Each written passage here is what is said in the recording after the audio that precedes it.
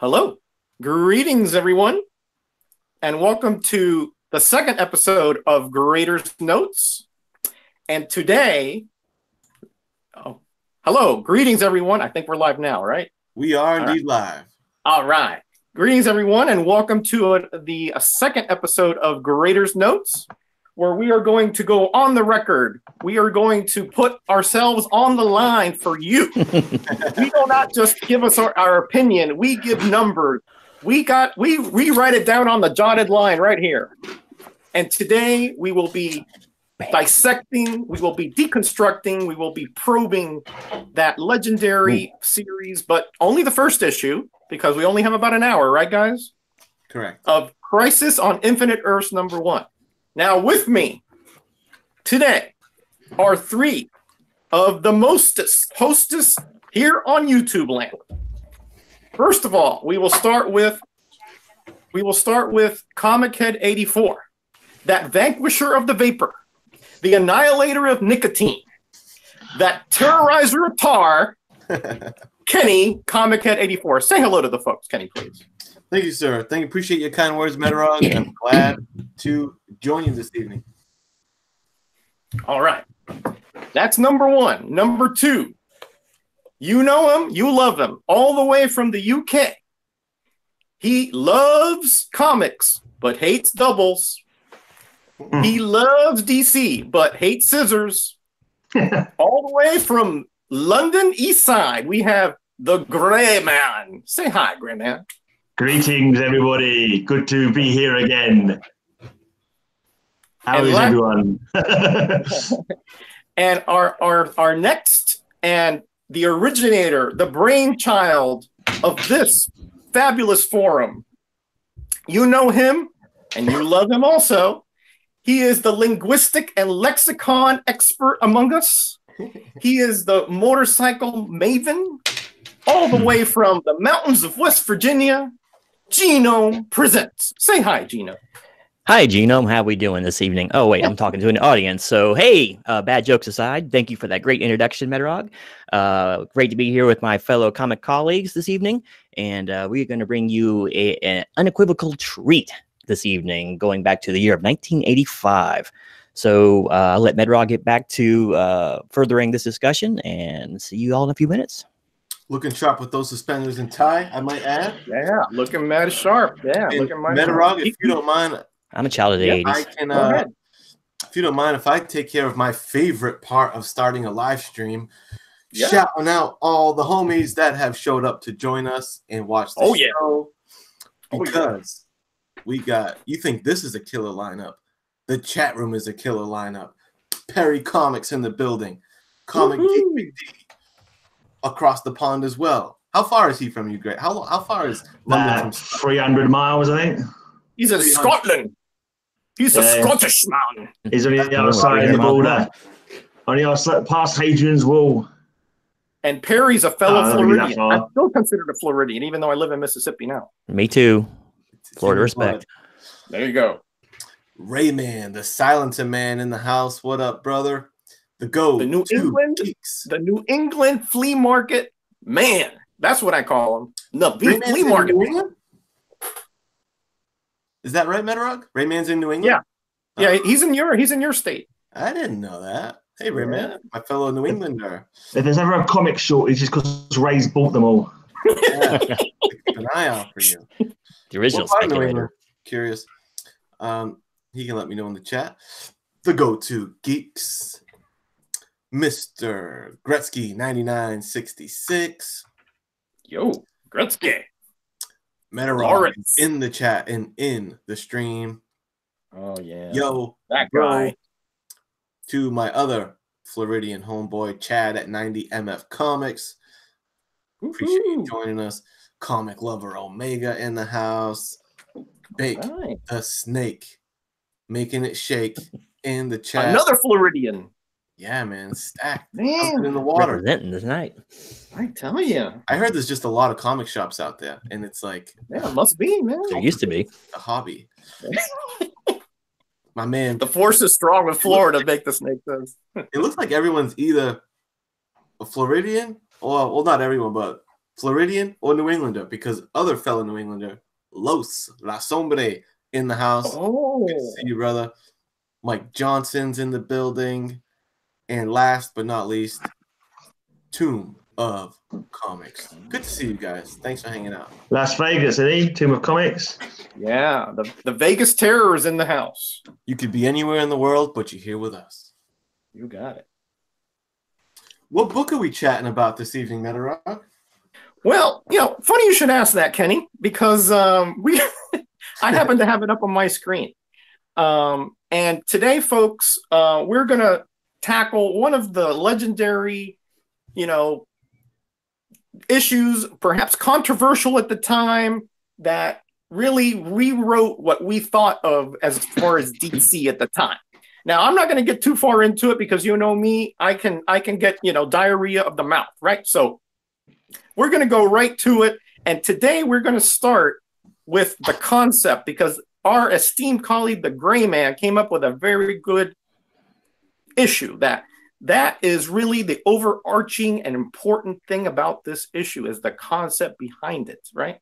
So because the Gray Man was the one who initiated that particular curveball, I'm going to ask him to start us off tonight with his idea and grade of the concept of this issue.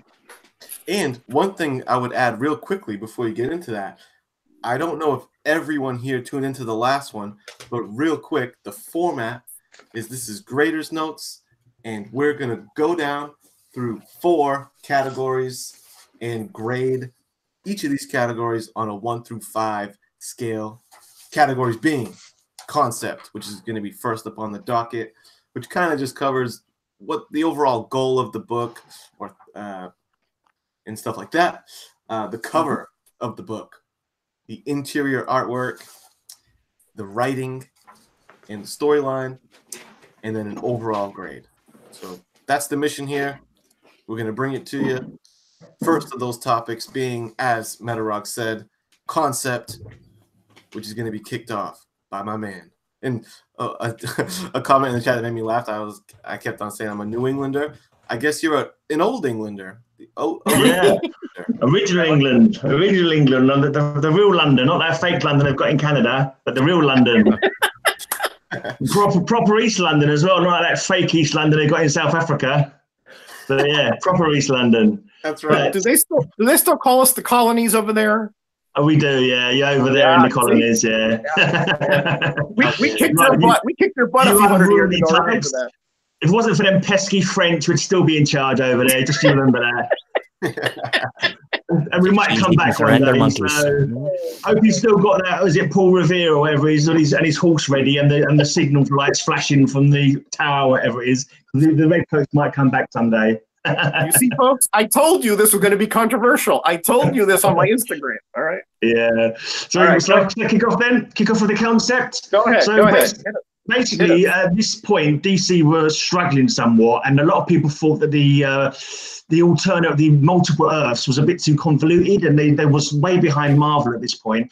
And it started off with the Flash of Two Worlds back in Flash 123, when Barry Allen, the Silver Age Flash, met up with the Golden Age Flash, and with all the different books going on, and there was just too many loose ends and too much stuff that was not agreeing with each other. So they decided they had to get everything sorted out, crush all the multiple Earths into one. And it was the first maxi series ever created by DC, first 12-part maxi series.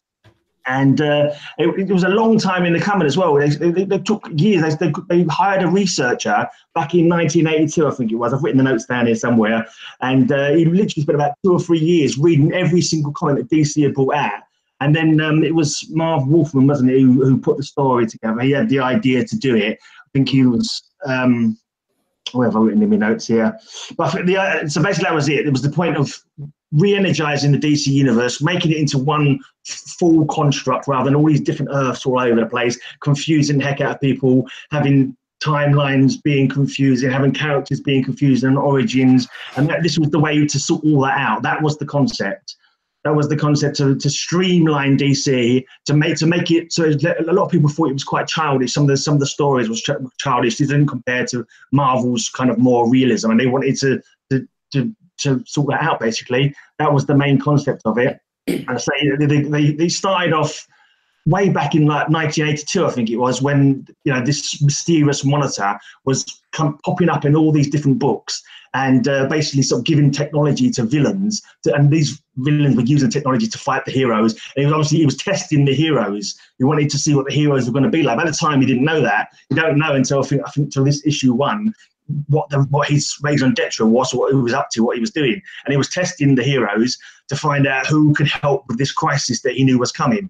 And he has his Harbinger, who's his he's like an assistant kind of thing, and she sort of tests them out as well. And then we'll get to that when we come to the comic. But that was the basic, quite a big concept. So probably nothing similar has been done like that before, I don't think, in any of the comics. So it's kind of like a unique concept at the time. And it got quite, I think it did. The idea, it didn't get that much push at the time. It was, I've got written down the notes somewhere that I've got, despite relatively limited marketing and DC being unsure if the series would be successful, Crisis on Infinite Earths was a bestseller. So it was a bit of a gamble, and it did actually, it paid off. The gamble did pay off. They streamlined it. More than a bit of a gamble. Yeah, it was a big bit of a gamble then, maybe. Yeah, I think that's basically the crux I've got here. I've written down a couple of reviews that it got as well, but I don't think it's worth reading those out. But yeah, he got mostly favourable reviews, and it's one of those concepts that still is resonating today in the DC universe, because every sort of subsequent crossover, more often not will be a crisis. You have your final crisis and various other crises that you've got. And you think about all the crossovers that have happened in the DC history, it's the one that you still remember. Like if you think about it, you've got Bloodlines that came a few years after us. It never had any repercussions further on down the line. Legends didn't really have much of repercussions down the line. Invasion, not really. But with this, it changed so many characters. It killed characters. And when you read the actual, there's a little write-up at the beginning, and at the end of the comic as well. And it's where is it? I can't remember. I've put it now. Okay, great. Wolfman talking about what you can get the gist of what you're saying now. Yeah. I'm going to put you on the spot here now. What grade? We know where you're coming, right? We know where you're coming. We know where you went. What grade would you give this concept? What is the Gray Man grade for concept of this illustrious and historic issue? Well, I'm grading it on what I think, how well it achieved its idea, and I think I've given it a 4. I think it did pretty well with doing its job, but it did leave some more confusion as well. Like people were a bit confused how characters had changed, and especially for people like Power Girl, she got very confusing around this time.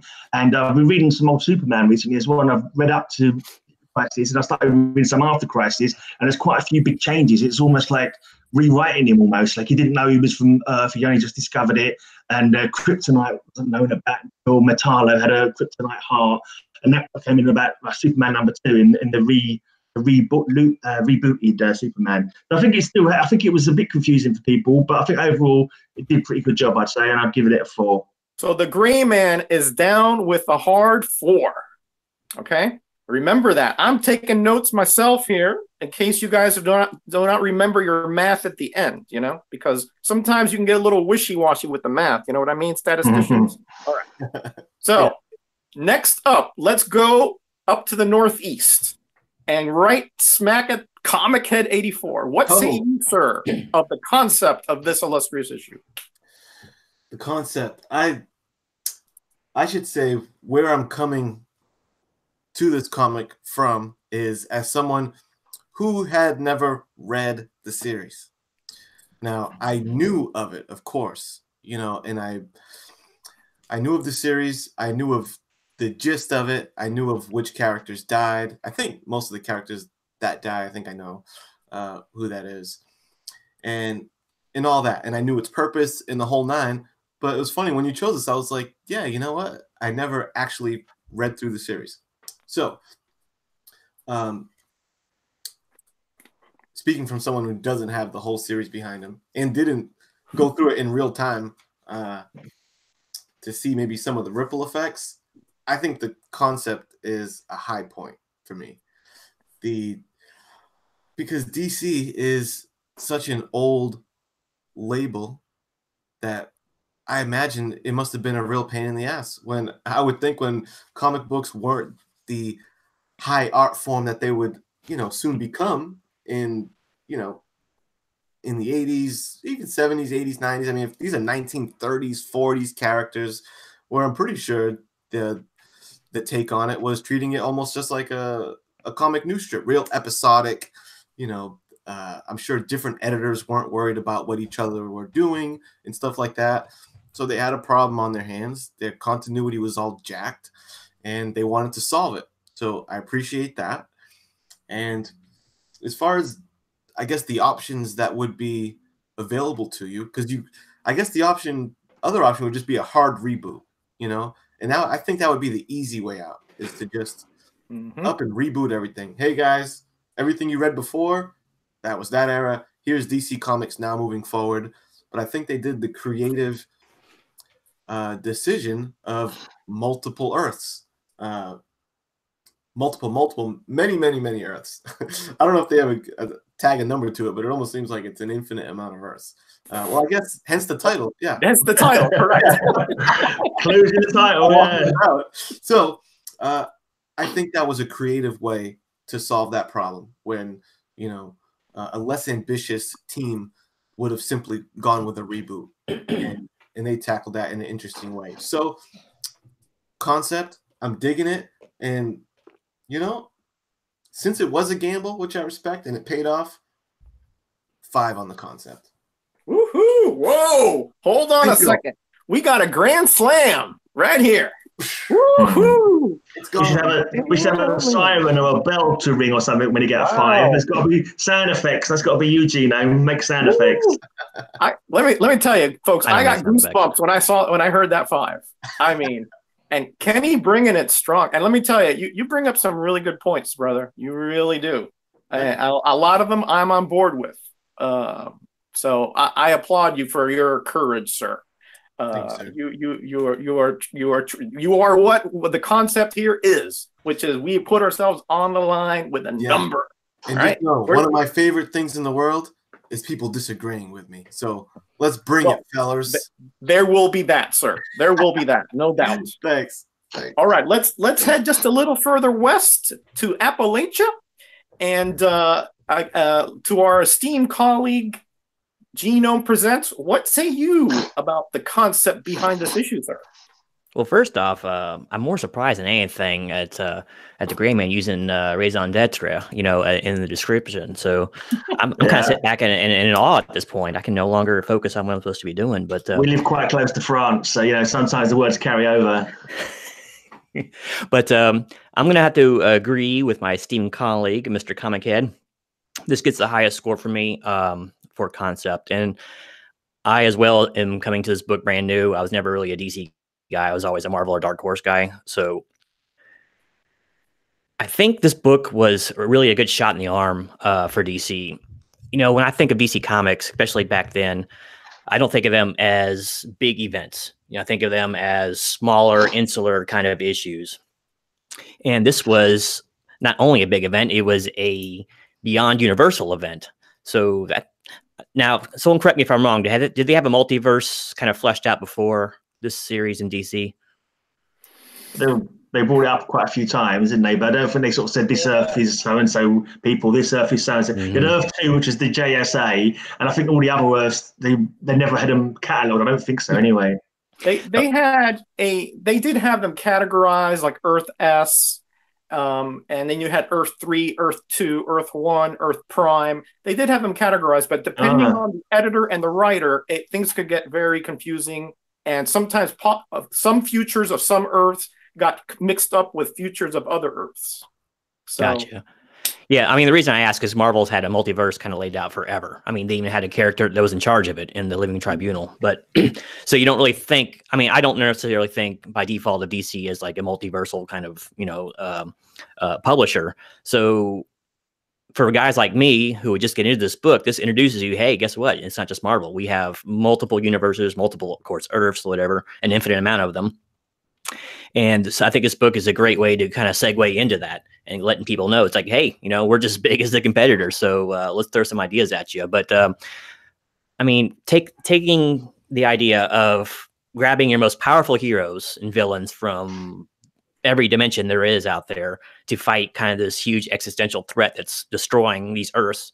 I mean, that's brilliant. I mean, that is what more could drive a reader to want to get a book than seeing the most powerful there is up against what may be insurmountable. But so it's a great lead off to the series. I think it's a great concept. I'm gonna actually go with a 5 on this. Wow. I was gonna make it about a 4.5, but you know what? It pushed it over the edge is they put all this into a book, all that work. They get a tier 1 artist for it, tier 1 writing, and they still only charge 75 cents for it. Great. I mean, so they made it accessible for everybody too with pocket change. So, yep, 5 out of 5 for me. Yeah, they man, I tell you, you guys are awesome. I mean, 2 Grand Slams back to back. This is like Mickey Mantle and Babe Ruth coming out, anachronisms in the same team, just hitting it hard. Awesome. Now I can put away my thesaurus for a while and keep going. I sleep with mine. So I guess it's my turn to put my reputation on the line here. You're gonna go one, yeah. No pressure. Let me just say that I remember the day this came out, almost like an anniversary. I believe I was driving my '84 Grand Prix black with red cloth interior. I was coming in from college and I was speeding down Bird Road down in Miami to hit the shops that were on there: Sunshine Comics, A&M Comics, and I hit it. I was there early afternoon because I knew that the comics would get there usually around 2 or 3, and already there was a crowd there. Already there was like 40 people in this little bitty shop waiting for this to come out. Okay, it has been much anticipated, much ballyhooed, as I think Gray said, since about 1982. A lot of people think that this was a reaction to Secret Wars. Oh, no. This has been in the works way before that. But Gray is right. Marvel was kicking DC's butt, all right? Except for Wolfman and Perez on Teen Titans and a little bit of hype over Blue Devil and Swamp Thing. Everybody was buying exclusively Marvel, as far as the top tier books. So what did DC do? Well, they knew that they had to do something because the writers and the editors were getting everybody mixed up. Like you could say, well, okay, Showcase 4, that brought in a new character, and that they separated that from Jay Garrett, which was the Golden Age Flash, to a new character, which was Barry Allen. Okay, that's fine and dandy. But what are you going to do about Superman? What about Batman? What about Wonder Woman? They started in the 30s and it's the same character. But guess what? It wasn't, because they had a totally different crew around them. They had a different origin at this point. Everything was different. So again, they created these little universes to pigeonhole people in, right? But it got too confusing. And guess what? Even more confusing when they got in the Fawcett characters, the Quality characters, the Charlton characters like Blue Beetle. All these characters are now they had their origins in their own publications and are now being somehow subsumed into DC. And there was no way that they could do that without acknowledging that they came from somewhere else, right? So that is why this concept is so incredibly brave. Because if this had gone sour on DC, we may all be Marvelites today.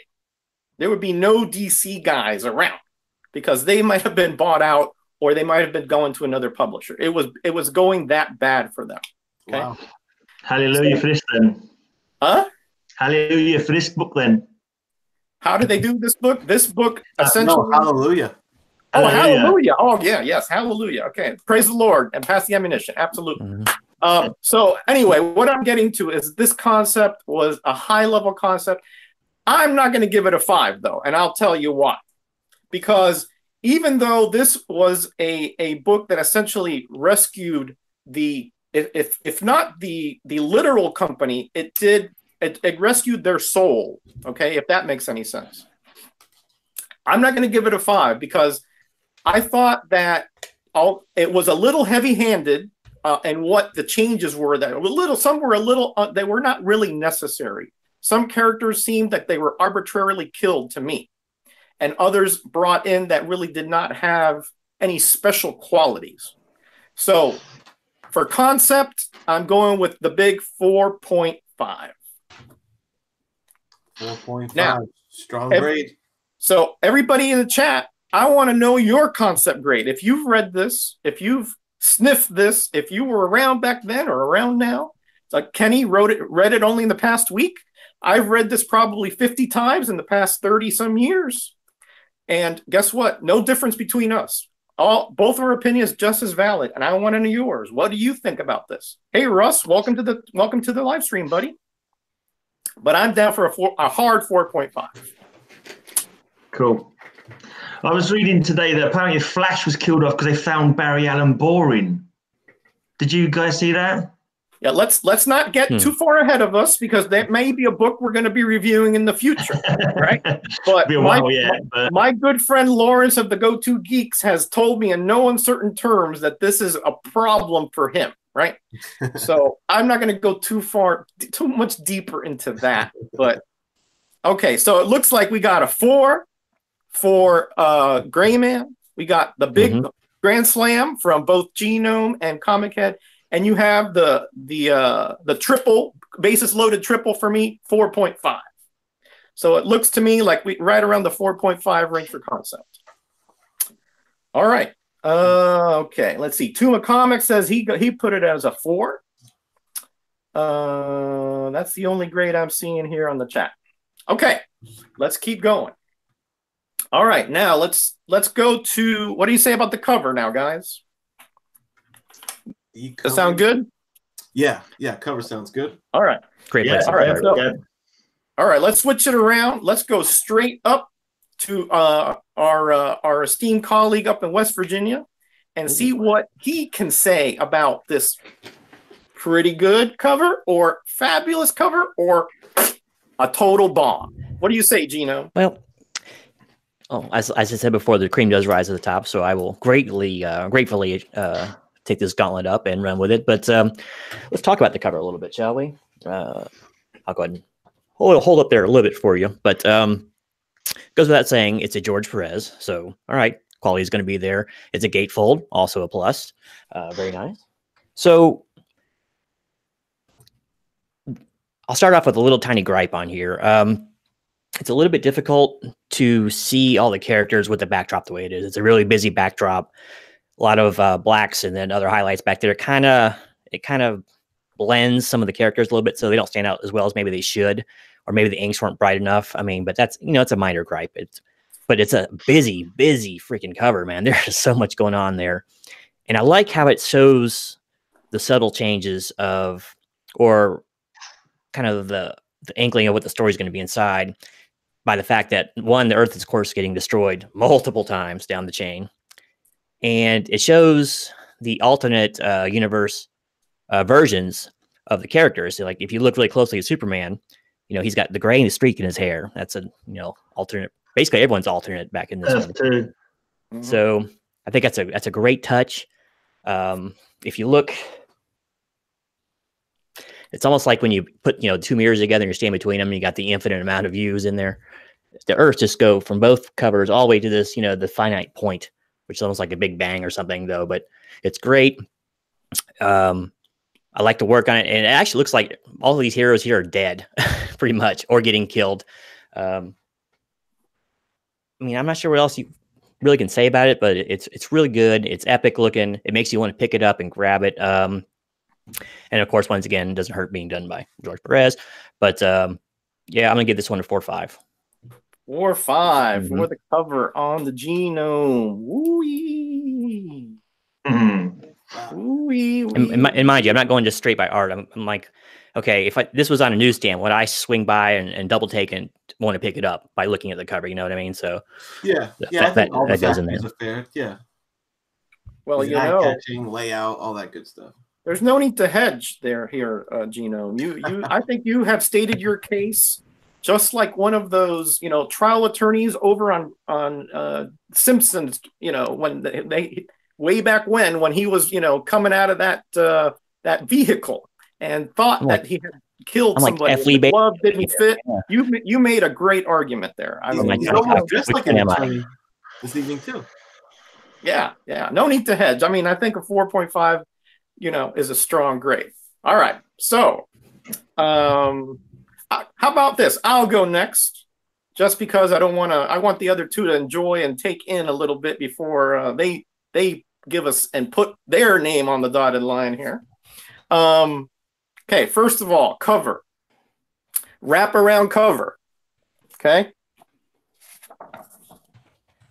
Wraparound cover, folks. This was not a common thing in 1985. Okay. Generally speaking, you got a cover because remember they paid by the page. Here you got to pay them twice. All right. And I think Gino stated this in the concept. There's a 75-cent issue. There was no alternate covers. There was no die cast cover. There was no, prismatic cover. There was no smellathon cover. Nothing like that. A regular cover. All right. But, so beautifully done. I mean, we're talking about characters, some fairly large, depending on their prominence here, and others kind of fading in the background. In fact, Batman, I believe, is back there, kind of like hardly noticeable. Next to, I think, I caught Batman. Yeah. And yet we have two important characters were introduced here. Notice Pariah on the bottom right here, holding his head in apparent anguish. And we have Harbinger over here, kind of like overseeing things. Very interesting placement of those two. And I think, as Genome said, everybody else looks to be scrambling from the energy. Actually, this is the antimatter.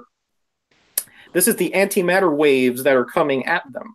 Hey, Medrog, I don't want to interrupt you. Look on the back there, right next to Harbinger again. I just noticed this. There's a dang face up there in the infinity point. Yes, correct. Yeah. Never noticed that before. Correct. Good spot. That's good. Good spot. Yeah, that's a very good spot.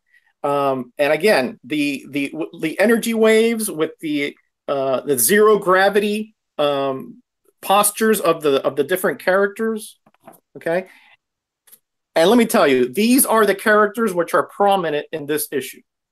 And that is a George Perez staple. He doesn't, play around. He gives you the good stuff. All right. Beautifully conceived. Infinite Earths, and of course, play on those words. It's not an infinity cover, but it is a pseudo infinity cover.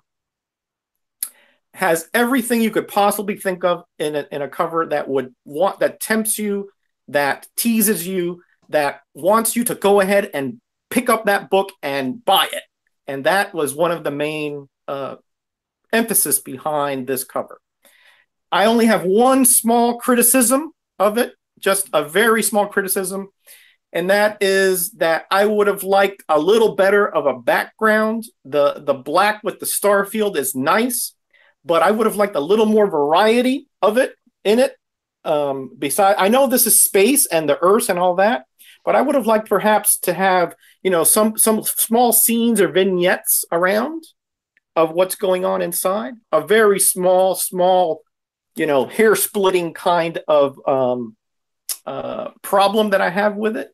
But otherwise, perfect cover. I go 4.5 on the cover. 4.5 from the mighty Metarog.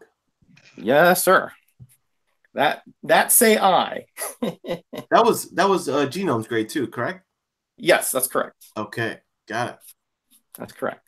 All right, since you are being so verbose about this comic head, let's put you on the spot. Let's say you about the cover. About to put my name on it. All right. Well, I like it. I like that it's doing, with the whole Infinite Earth situation, it's kind of doing like what do you call it? One of these deals, right? With the never-ending screen. So Let me stop that. Which I appreciate. I like the I like that part of it. The Infinite Earths is illustrated well. I think that I appreciate the cover more unfolded than I just kind of like the symmetry of everything more like this. Like to your point, Metarog, where you have these two opposing characters kind of on either corner. I appreciate the design more like this than I do like this. Agreed. Which you need the full effect. Yeah. So that's something I take into consideration. A plus that I definitely take into consideration is George Perez. One thing that I've always thought he's been tremendous at is drawing bodies in motion. Perez has like a real good handle on anatomy and movement and all that. And all these characters all kind of flailing around in space, they all just have really cool dynamic poses. Except for Blue Beetle. Harbinger. Oh, yeah. Because everyone's kind of floating around in space. Even our boy Pariah. I mean, it's a little suspect, but since he's down in the corner, I can forgive it a little bit. I just feel like I would have liked to seen her in more of a hovering position or something. To me, she really stands out as everyone's flailing around in space.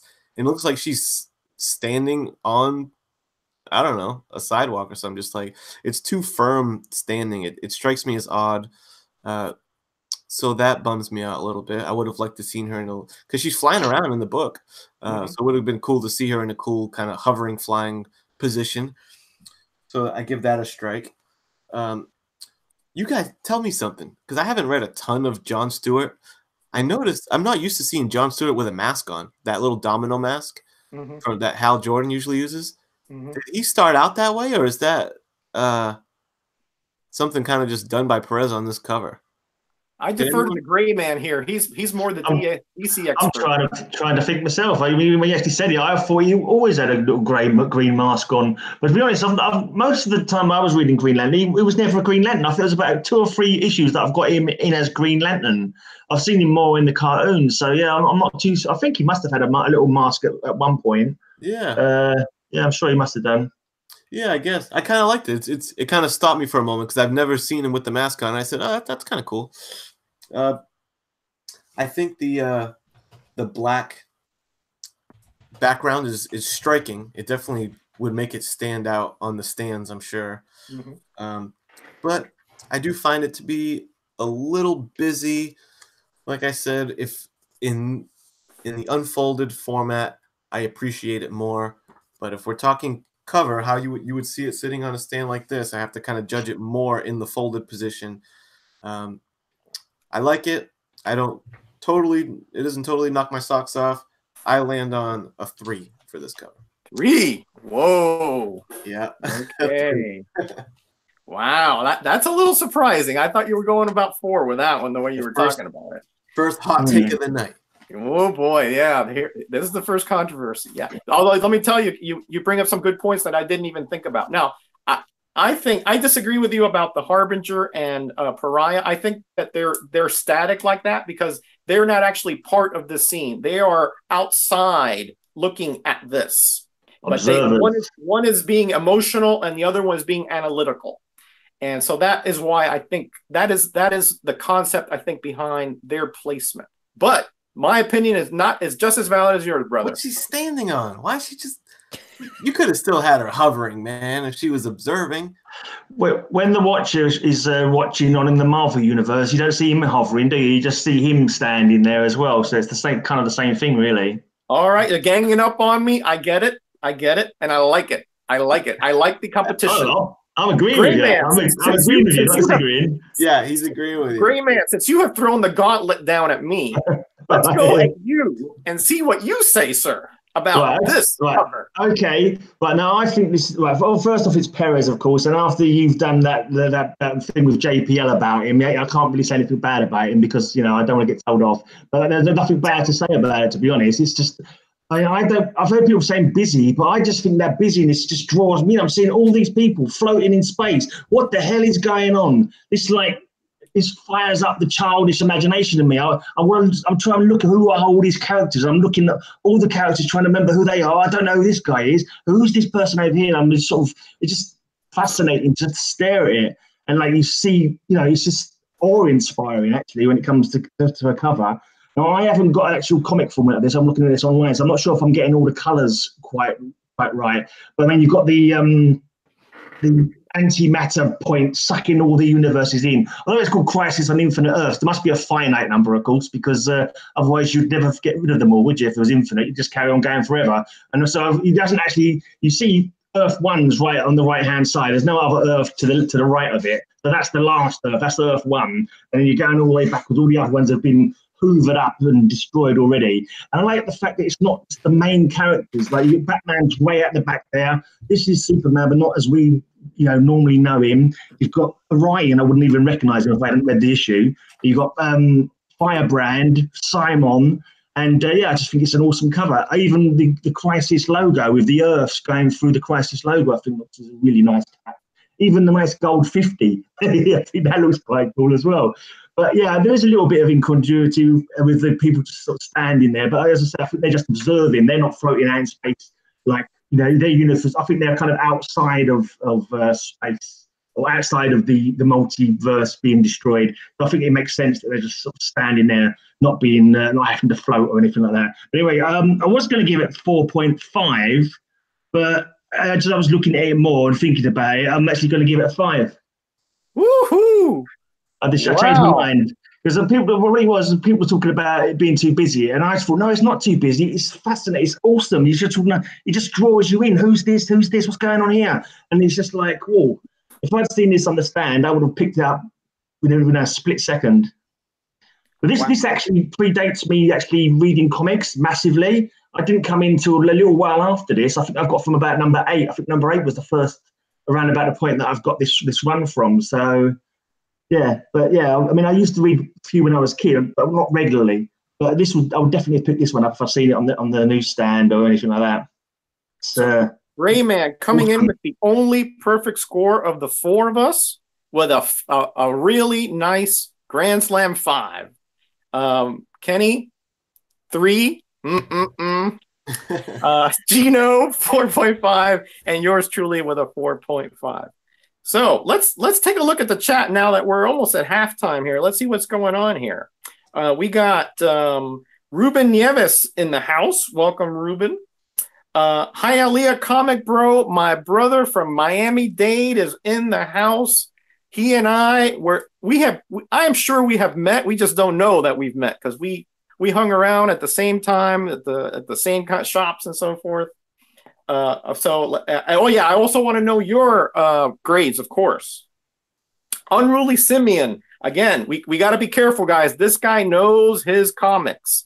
Any kind of misstep or misinformation, we will be called out on it. And that is the way we like it. All right.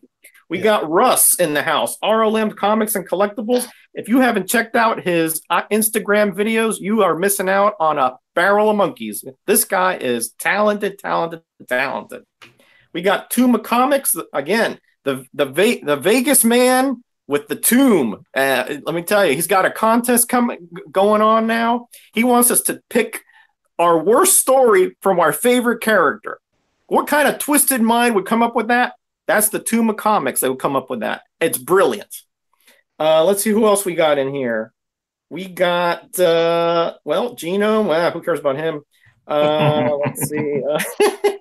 John, Comics with Kids. He's making dinner, but he's checking us out. Thank you, John, for coming by. And I think that's it for the bottom part of the chat. And let's see what scores we got here. Tomb of Comics says the fact that gatefold covers were rare back then, 4.5 or 5. Very good. No, 4.75. There's no, you got to make a choice. 4, 5, or 5. Yeah. Hialeah Comic Bro coming in with a strong 4. Unruly Simeon, a strong 5. Wow. Nice. Russ, he says it's a 5 for me to Gray Man. And let's see anybody else. That's it. Those are the only people who put their opinion on the line. All right. Okay, guys, let's keep going, huh? Awesome round. Awesome round. All right. Let's get away from art a little bit. Let's go to the story. Let's go to the meat and potatoes of what this is here. Who should go first here? I think it's Comic Head's turn first, or your turn. Oh, it's Comic Head's turn. Well, okay.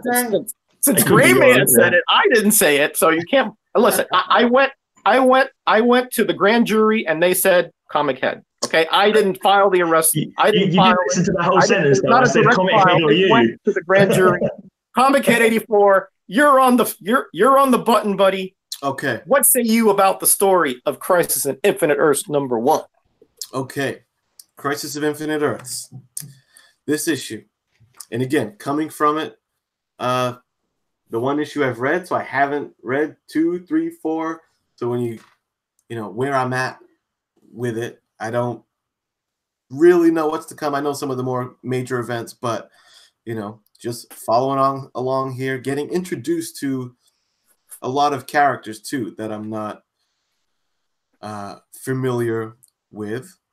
I've seen the Crime Syndicate around, because at first I was trying to get a handle of if certain characters were being created for the first time in this book or not. But I don't think that's the case, right? Because the Crime Syndicate had existed before. Yes. So this isn't anyone's real introduction. Only Pariah and Harbinger was his assistant, but she became Harbinger, I believe, in this issue. Okay. I could be mistaken about that, but I know that Pariah definitely first appearance. Got it. Yep. I enjoyed the read the whole way through. When I consider of like grading the writing, I first have to consider like what Marv Wolfman was tasked to do when I consider it, you know, because he had to make an interesting story, kick off this series, and like we said in the beginning with the concept, tasked with this bold move of trying to get a lot of convoluted stuff that was going on in the universe and somehow make it all make sense. And like, this is high concept stuff. So you're juggling, let me tell an exciting story, but also let me try to get this message across of this fairly complex concept of multiple universes and people existing on different planes of existence and all that kind of stuff. And you're jumping between realities throughout the book, which sometimes caused me to have to go back and read a couple more pages through. It's not a book you can really breeze through, I feel like, because of those reality jumps, you know, because not only are you jumping into different realities, different times, future, past, whatnot. So I keep that all in mind with the story. I think you did a good job of making it an exciting story, being tasked with that. The Pariah fella, who I'd never seen before, I felt for the guy. I liked the way he wrote him. Like, I think the word you used was anguish, Metarog, that he was feeling on the cover. And that came through to me. The concept of this guy witnessing all these Earths dying and wiping out of existence one after another, maybe an infinite amount of times. You can tell it's like taking this toll on this guy. So when you get to points where like he's shedding a tear as the world's being wiped out, the way that they're writing, it's believable. So it started out where I was attached to that character and I was with it. The Crime Syndicate was really fun. I love Elseworld stories. I always like to see cool twists on characters and favorite characters of mine. I got a total kick out of the hero Lex Luthor because I had never seen that before. I had seen, you know, the Crime Syndicate because they brought them back somewhat recently, the Ultraman, Owlman stuff, but I had never seen that Lex Luthor guy. Super cool. I really enjoyed that in the way that they basically reproduced Superman's origin. Superman's origin on Krypton. His wife is Lois Lane, sends the son off to another world. Seems like that will be relevant later. That's a part that I'm not aware of. It will So be. Yeah, it seems like that's a breadcrumb. So that when I saw that happen, I'm like, something tells me that's going to be relevant. So that built up some excitement. Well done writing to leave that breadcrumb there for me. The crime syndicate didn't act very villainous, like in any way. I would have liked to seen a little tinge of them like being assholes or something. Like they're all acting very heroic, and even Ultraman, the evil Superman, dies in a very heroic way. I would have liked that point to be, because they're, aside from them calling themselves the crime syndicate, they just look like parallel hero universes of our characters, you know. So I think he could have maybe played into that a little more. The humor's good. There's some humor throughout that I got a kick out of. Firestorm and Frosty Babe. Killer Frost. Yeah. That stuff was pretty funny. I really enjoyed the way that he wrote the apes. I thought that was well done. It didn't get too wordy, which is what I was afraid of getting into this, because I could see, you know, some of the more wordy writers, like our last review, we covered Chris Claremont, and something tells me that if Chris, as much as I love, you know, old school X-Men, Chris Claremont stuff, if Claremont was tasked with this, something tells me we would be dealing with big, I'd still be reading it. Paragraphs. Yeah, man. So that's why I think Marv wrote it lean, mean, got to the point, and I really appreciated that. So, and the last thing I'll say is, I laugh. White Whale Comics, Alec brings it up a lot, of the classic trope that happens to this day, the last page villain reveal. Way back on Crisis 1, it's kind of just a staple. Oh, you didn't see me drop that. Oh, Poltergeist. Damn it. All right, so that's it. I'm going to leave some meat on the bone for you guys. With that, that's my general take on it. So, yeah, I enjoyed it. I mean, I want to give it like a 4 or 5. There were moments where it was, again, I had to backtrack a bit on some stuff. I'm going to settle on a 4 or 5. I'm going to go with 4 or 5. 4.5.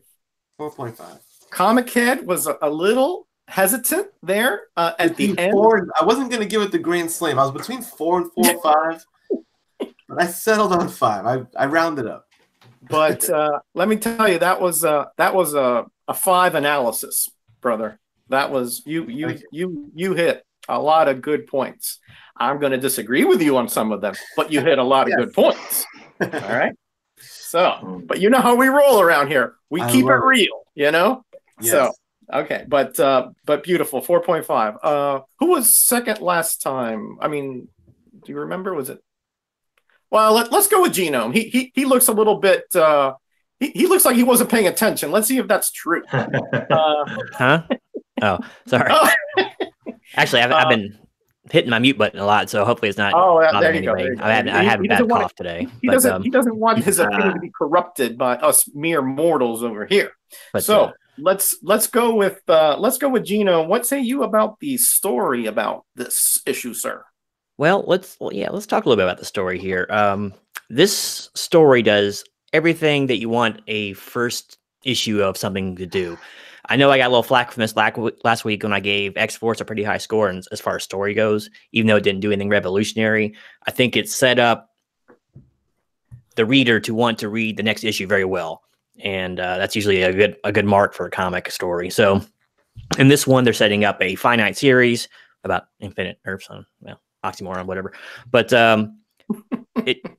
it does. It kind of draws you in from the very first panel. You know, it's kind of shows the Big Bang, and then it's kind of showing the destruction of said bang, you know, by the very next page. So yeah, you're kind of enraptured. It starts off with a bang, no pun intended, and it just careens on through like a runaway train all the way through. Doesn't really let up for the entire book, which is kind of cool, man. There's not there's a good amount of dialogue, but there's not,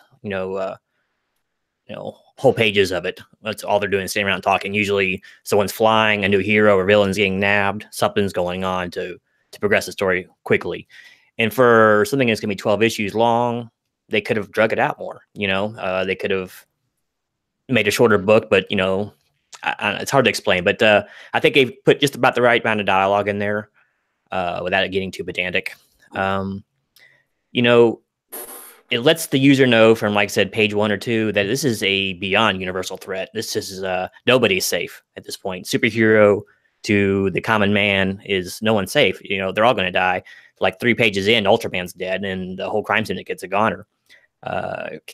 Common Cat mentioned that they were acting kind of heroic, and they actually make some mention of that too. It's like we spent our whole time trying to destroy this planet or whatever, and now we're trying to save it. It was a little odd, but it seemed like they were doing it more for self-serving reasons because they didn't want to die. But whatever. It was kind of cool seeing some of the variants. Once again, I'm not too up on a lot of DC characters, but like Owlman instead of Batman, I thought was kind of cool. I know the Owlmen were like a minor character, right, in the Batman comics a long time ago. They were actually in the Arkham games. There were some statues of them around there, which is kind of funny. But so that was pretty cool. Harbinger and Monitor are very enigmatic characters. What are they? If you're not a longtime DC reader, you don't know what they are. Is Monitor God? Is Harbinger his archangel? What's going on? Even though she says she is equal to him at some points in the book. I'm not going to be bossed around by you. I'll do this because I want to do it. Mm-hmm. But really enigmatic, man. It's like and it doesn't seem to be much of a rhyme or reason that we're let in on the or not on the joke, but in on the plan. As it seems like they're just grabbing random characters. It says to grab the most powerful ones, but isn't the Superman variant on each world the most powerful one? But maybe there's not a Superman in every world, so who's to know? But so those two, I like those 2 characters a lot. You don't really see anything out of Monitor other than some dialogue, until the very last end, the inverse splash page at the end with the big reveal. But Pariah is the character in this entire book that's kind of raises it bumps up a full point for me, just having him in there the way they wrote him. Sit back for a second and kind of think, if your only reason for existence is to watch other planets die, you don't even get to go see the good parts of the planet. You go in right as it's about to die and you're watching everyone run away in fear. How horrible an existence would that be? How long would it take anyone to break? And who knows how long this is going on? Infinite Earths, like Greyman said, this could be going on since the beginning of creation. So how long has he been watching this? I mean, is there any sanity left? He seems compos mentis, but it's hard to tell. But he's such a compos mentis. Yeah. In his right mind in Latin. Yeah. Yes. Oh, yeah. Wow. See, high school Latin paid off. I can try. It wasn't just for getting girls. To a certain extent.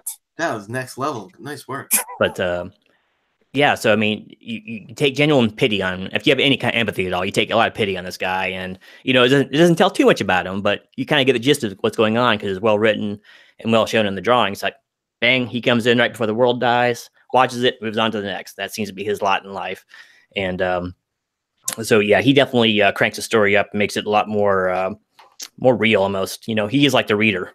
I almost consider him the reader in this story. So could be wrong. I haven't read through the rest of it, but yeah, I'm gonna have to give it pretty high marks. I'm gonna agree with my colleague, Mr. Comic Head. I'm gonna get a 4.5. I think the story is really good. It moves around, and what more can you say? Wow. We are in agreement. Well, I see a pattern emerging here, gentlemen. And Gray, I think you haven't gone last yet, have you, Gray? No. I can't remember. No. Yeah, so I'll take third, and you do cleanup this time. All right. Okay, mate. All right. I like Kenny. He says, he'll leave us plenty of meat on the bone. Man, he left us like a tendril, like a little tendon on the bone. Because I mean, this man he's like a piranha on the bone. You know what I mean? That leave nothing on there. But anyway. But of course, Genome, he only needs, a morsel to make a mountain out of it. But, us mere mortals aren't quite so erudite and quite so effusive and so forth. All those words that he knows that I don't. All right. So, but let me just try to bring something new into this conversation.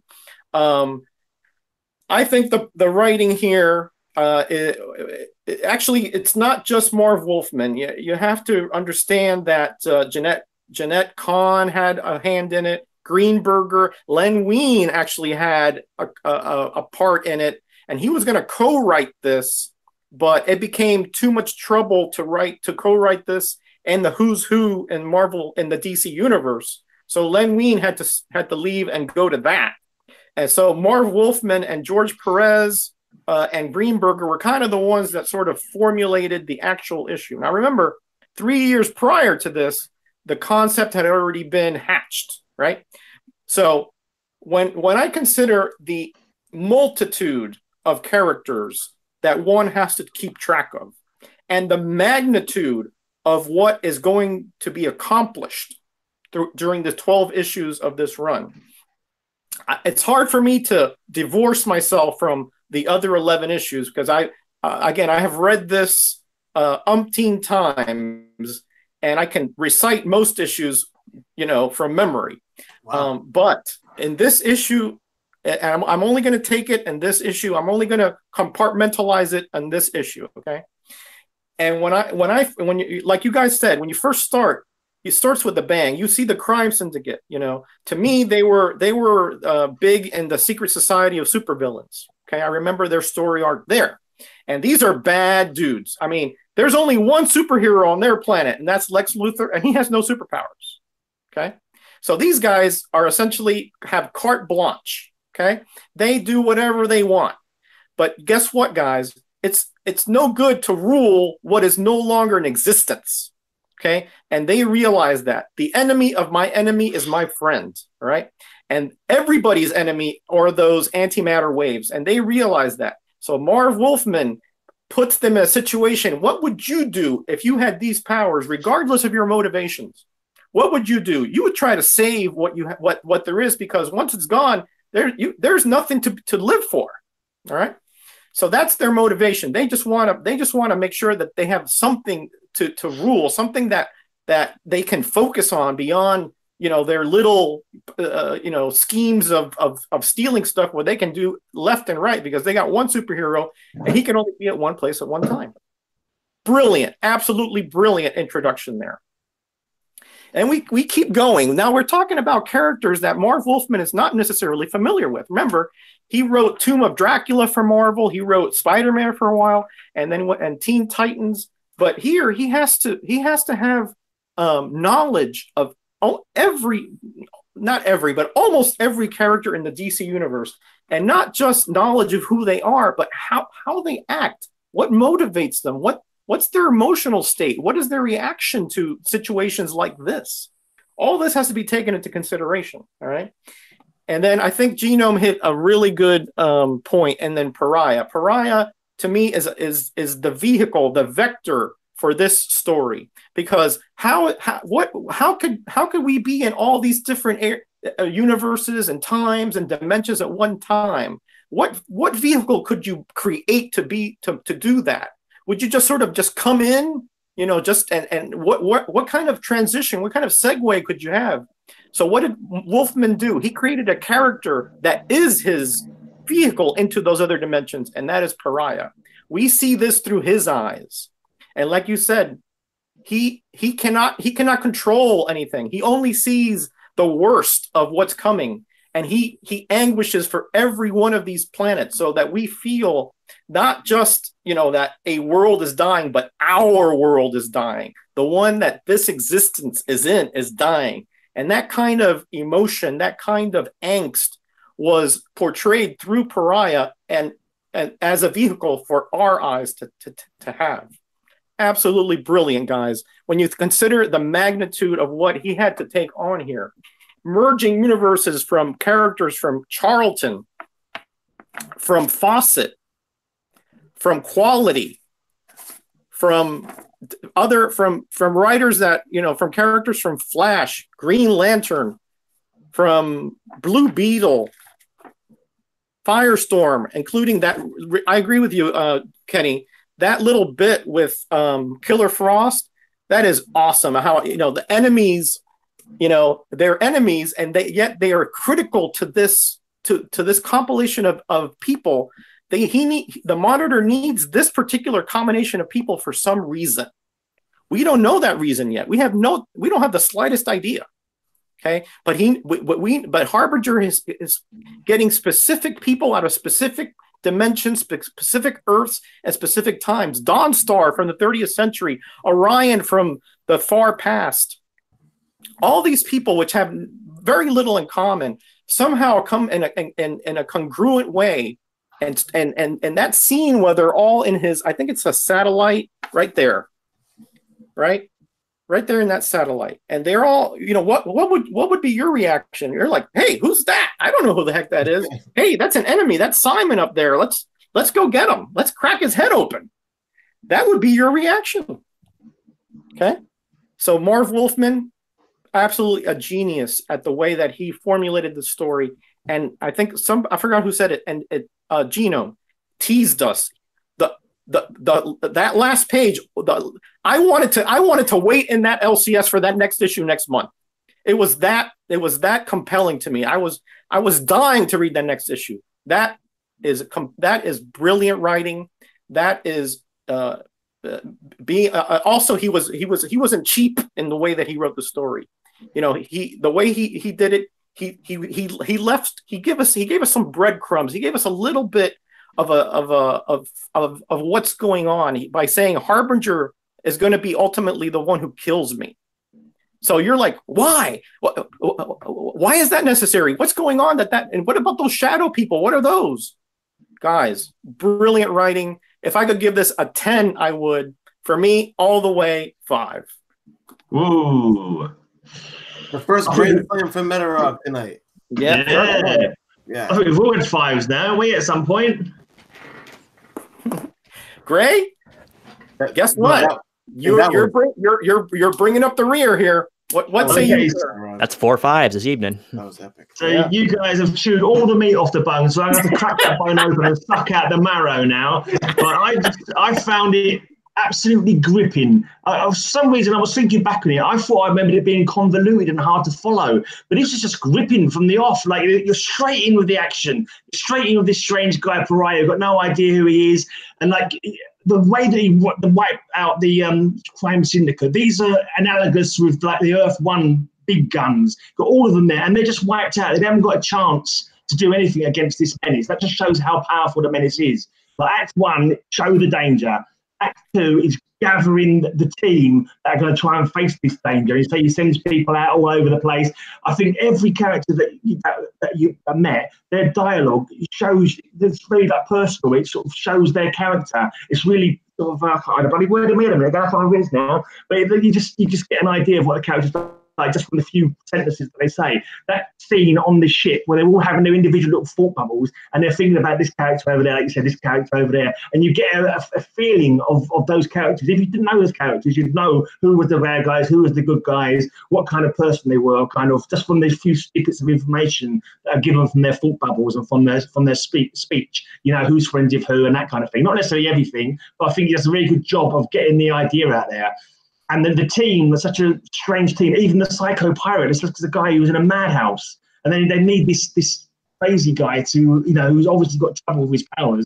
They need him as an integral part of this plot, but this this mission to stop the antimatter wave from wiping everything out. So yeah, I just think it's just fascinating. It's gripping. It leaves you like begging for more, like you said. Like we just want to know what's going to happen in the next issue. How are these people how's it all going to play out? And I've gone a little bit. I've gone 4.5. I was considering changing it to a 5 again after I've heard everybody else's thoughts. But I thought, I'll give it a 4.5. I'll stick with that. But maybe a 5. 4.5. I don't want to go too far. But yeah, it's definitely very gripping. You're straight in with the action, and you're just like reading every word, looking at every panel with your jaw dropping and the sweaty palms and that kind of thing. Grayman, in his own inimitable style, comes in with a 4.5. And again, I as always, Grayman, he has that emotional overtone to his opinion that is, unique, right? And that's what I love about, if you guys haven't seen his videos, even when he shows his comics, he has that same verve, that same passion for the comics that he has and the ones that he's missing. So, sir, that was a fabulous recap. You're right. We left you nothing on the bone. You were chewing on marrow. You were chewing on what's left of the carcass after the dung beetle gets there, and you still came up gold. All right. I was the final vulture. Okay, guys, what say you in the chat? Let's take a look here before we do our overall score. What say you about the story if you've read it? Looks like we got Lindsay's Geeked Out Knickknacks all the way from the West Coast. How you doing, Lindsay? Hope everything's well with you. And we got Bad Avenger. Well, again, this gentleman here is somebody that huge props. This man's been collecting, I think, longer than I have, and he's still buying new comics. All right, cool. This man is one of my superheroes here on YouTube. Just amazing YouTuber. But Mr. Miracle Dave, again, another guy that his videos are awesome, man. This guy knows more about comics than I think most of us ever forgot, right? And he has he forgot more than we will ever know. I got that backwards. I'm sorry. Tuma Comics says 4. Wow, that's harsh. Okay, Mr. Miracle 5. Chad from 90MF Comics sums up with a 5. Unruly Simeon 4. Strong story, massively important in DC continuity, but suffers from the defects of the 80s. Okay, I respect that. I think that's a little bit too harsh to judge it on a whole decade, but that's just me. Sounds like a hindsight review, that does. Hindsight, right. Yeah. So great. Speaking of chat, if y'all are in chat, make sure you're subbing each other up. Good point. I'm glad you brought that up, Genome. Yeah, let's do that. Make sure that if you don't have anybody here on your subscription list, please sub them up. Let's support those that are supporting us here on our venture. And again, we have a great community here. I can't say a bad thing about one of you. All right. So and I could say bad things about a lot of other people, but I don't, right? But I could, but not in this community. You guys are all awesome. Yeah, Mr. Miracle, Metarog, you give me a run for my money at Comic Trivia. Well, maybe one day we'll put that to the test, Dave. We'll see what we can come up with. Ooh, Comic Trivia. Now that sounds interesting. You, me, and DJ can saddle up and go guns a blazing. See what happens. See that. But this is not the time or the place for that right now. And considering that we have the commissioner of the comic book contests on with us, I gotta give Mr. Miracle a shout out for he just launched a new contest on his channel that everyone needs to check out. If you haven't scoped it out yet, check him out, make him a video, show him some support. I'm gonna cook mine up for you soon. I think I got the books that I'm gonna use. I got some footage of my LCS that I'm gonna put in it. I got it just for your contest, and shout out to Mr. Miracle and his contest. Yeah. He's a contest winner. That's for sure. Yeah. He won a sweet He won Kavi's contest, man, with that bear video. Yeah. That was awesome. That was an awesome video. I mean, I obviously I would have liked to win, but I have to agree that was awesome video, man. Yeah, that was awesome. He did bear it all, didn't he? Mm-hmm. He did bear it all, man. I tell you. I hate to say this, Miracle, but I'm a little disadvantaged in that contest. I'm West Virginia. Can I just send you a picture of like a good-looking cousin in a moonshine steel or something? Hey, listen, you guys have wild animals up there. Anything could happen. All right, guys. I don't want to prolong this too much. Yeah, let's get I'd like us to have a little group discussion here before we go with the overall score. We still got interior art to do. Interior art. Oh, I'm sorry. You see, senior moment coming up there for Metarog. Funky order we've been doing it in tonight. Yeah, I tell you, I don't know why I'm such a rush here. All right, interior art. Who went first last time and who went last? Gray, you were last. So Kenny, you were are first. the right? one left that didn't go first, Metarog. Is that? Am I getting that right? Is that me? I don't know. Yeah. Gino, did you go first on it? No, I went first in something. I think. Yeah, it doesn't matter. I'll go first or second. Doesn't matter. Yeah, Gino hasn't gone first for anything. So Gino, hit it. Gino. Okay. Just to let you guys know, I'm going to talk for about 10 minutes. So you guys have nothing left to talk about. So suck on that for making me go last. Hey, Kenny, you got a timer over there? Let's put a 2-minute timer on Gino, will you? Y'all have seen my videos, right? You know how long I can talk. So, all right, let's talk about some interior art. Spoiler alert: I give this the lowest score of the book. Not to say it's bad, but let's talk about some good parts. It's got some really lush and detailed art, and there's always a lot of stuff happening. Every panel, there's usually stuff going on in the background or whatever. And speaking of backgrounds, the backgrounds look especially nice in this book. There was a little bit of the 80s washout, but that's just every 80s book. I'm not going to hold it against it, but most of it was really, really good. Some of the problems I had with it was like almost every character shot is a distance shot. There's very few close-ups of the character, so there's not a whole lot of details in some of these. The very last page has some, but like the fight scenes are kind of a little bit muddy, and it looks like you're looking at something across a football field a lot of times. Even if you're inside of a building or whatever. So that was a little distracting. Tons of panels, man. There are so many panels in this book. It's kind of distracting. In all honesty, it's hard to follow some of it because your eye just darts from one to the next one to the next without really, zeroing in too much on what's going on in that specific panel. So I'm not a huge fan of the tiny panel thing. That was a little knock on the X-Men book, by the way, from last time we did this. So kind of maybe a few too many panels. I'd like to see some bigger ones. But maybe they just, they're constrained. They don't make it 13 issues. They want to make it 12. So they had to pack the book a little more. I don't know. But so, yeah, it makes the page a little bit busy. But, you take it for what it is. The inks. My biggest problem with this book was the inks. I don't know. I mean, Dick Giordano is really good, and he's a really good artist too in his own right. But there's a lot of bleed over. I'm not sure if this was in the publishing phase of things or the printing phase, but there's a lot of uncolored portions of the characters. You see a lot of corners of different things that are just white. It's like the color didn't make it that far. So I think the inking was probably the weakest portion of the interior art.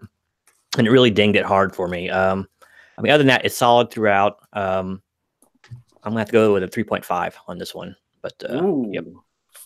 And that's pretty bad because Perez did the inside work too, and it's all good. It just I would like to see a lot more close-up shots. I would like to see a little closer up on the action, and definitely smaller panels on the pages. Less going on the page would have helped tremendously, I think. Wow, 3.5. I must say I'm a little surprised about that, Gino. But yeah, usually I give really high marks for stuff, don't I?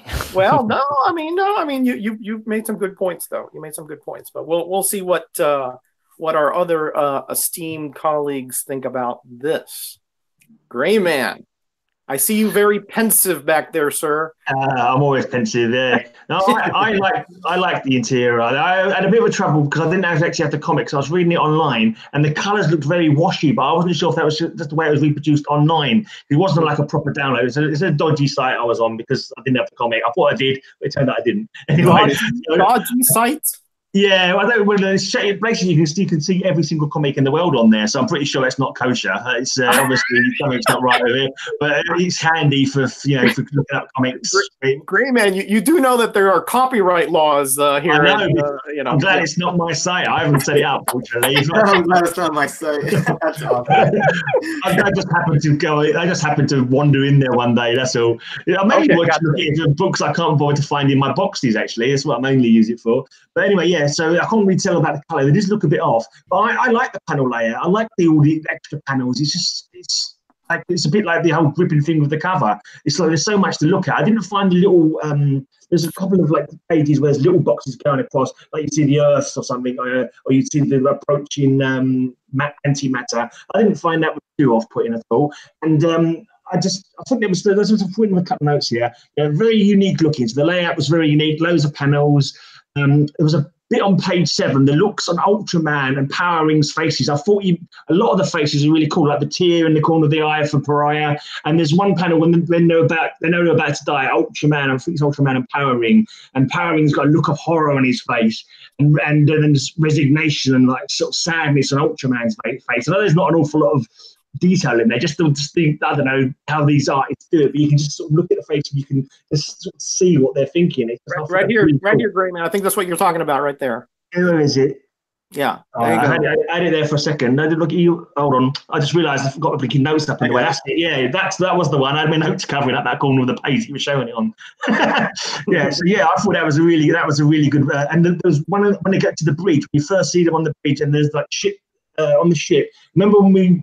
I don't want to maybe not compare, but when we was doing X-Force 1 and all the background and all the buttons and all the screens on that, we just thought that was absolutely rubbish, didn't we? We all slagged that off a lot. Yep. But this one was complete opposite of that. It's like this detail, these individual buttons. It's got massive windows with different scenes going on in each window. It's just so much to look at. And I think that's about. Oh yeah, no plain color backgrounds like you had with Liefeld. The only time there was a plain color background was when it's the antimatter wall coming to destroy everything. That was the only sort of plain color that you had on there.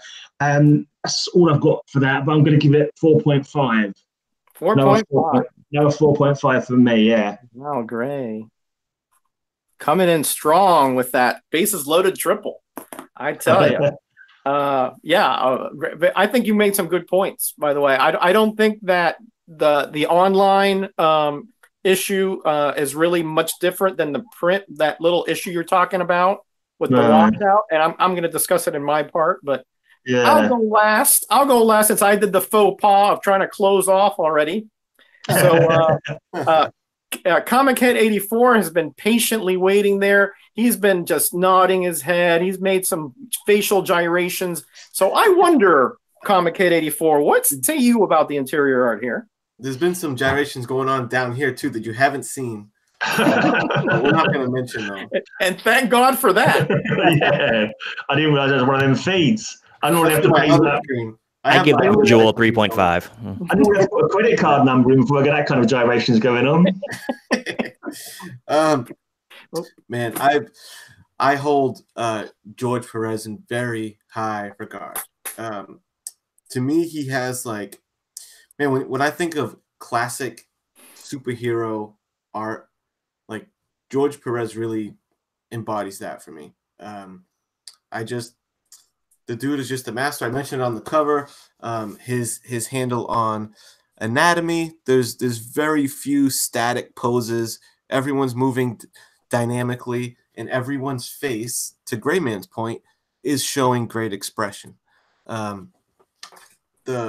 If I was just basing the art on the pencil work alone, it would, it might get a 5. I know it's a thing of the times with the color washout and stuff, but I'm still grading the book that I'm looking at, holding in my hand, right? So I don't want to grade on a curve for if we dig into books of different eras. I want to just kind of keep everything on the same keel, and it hurts some of Perez's work.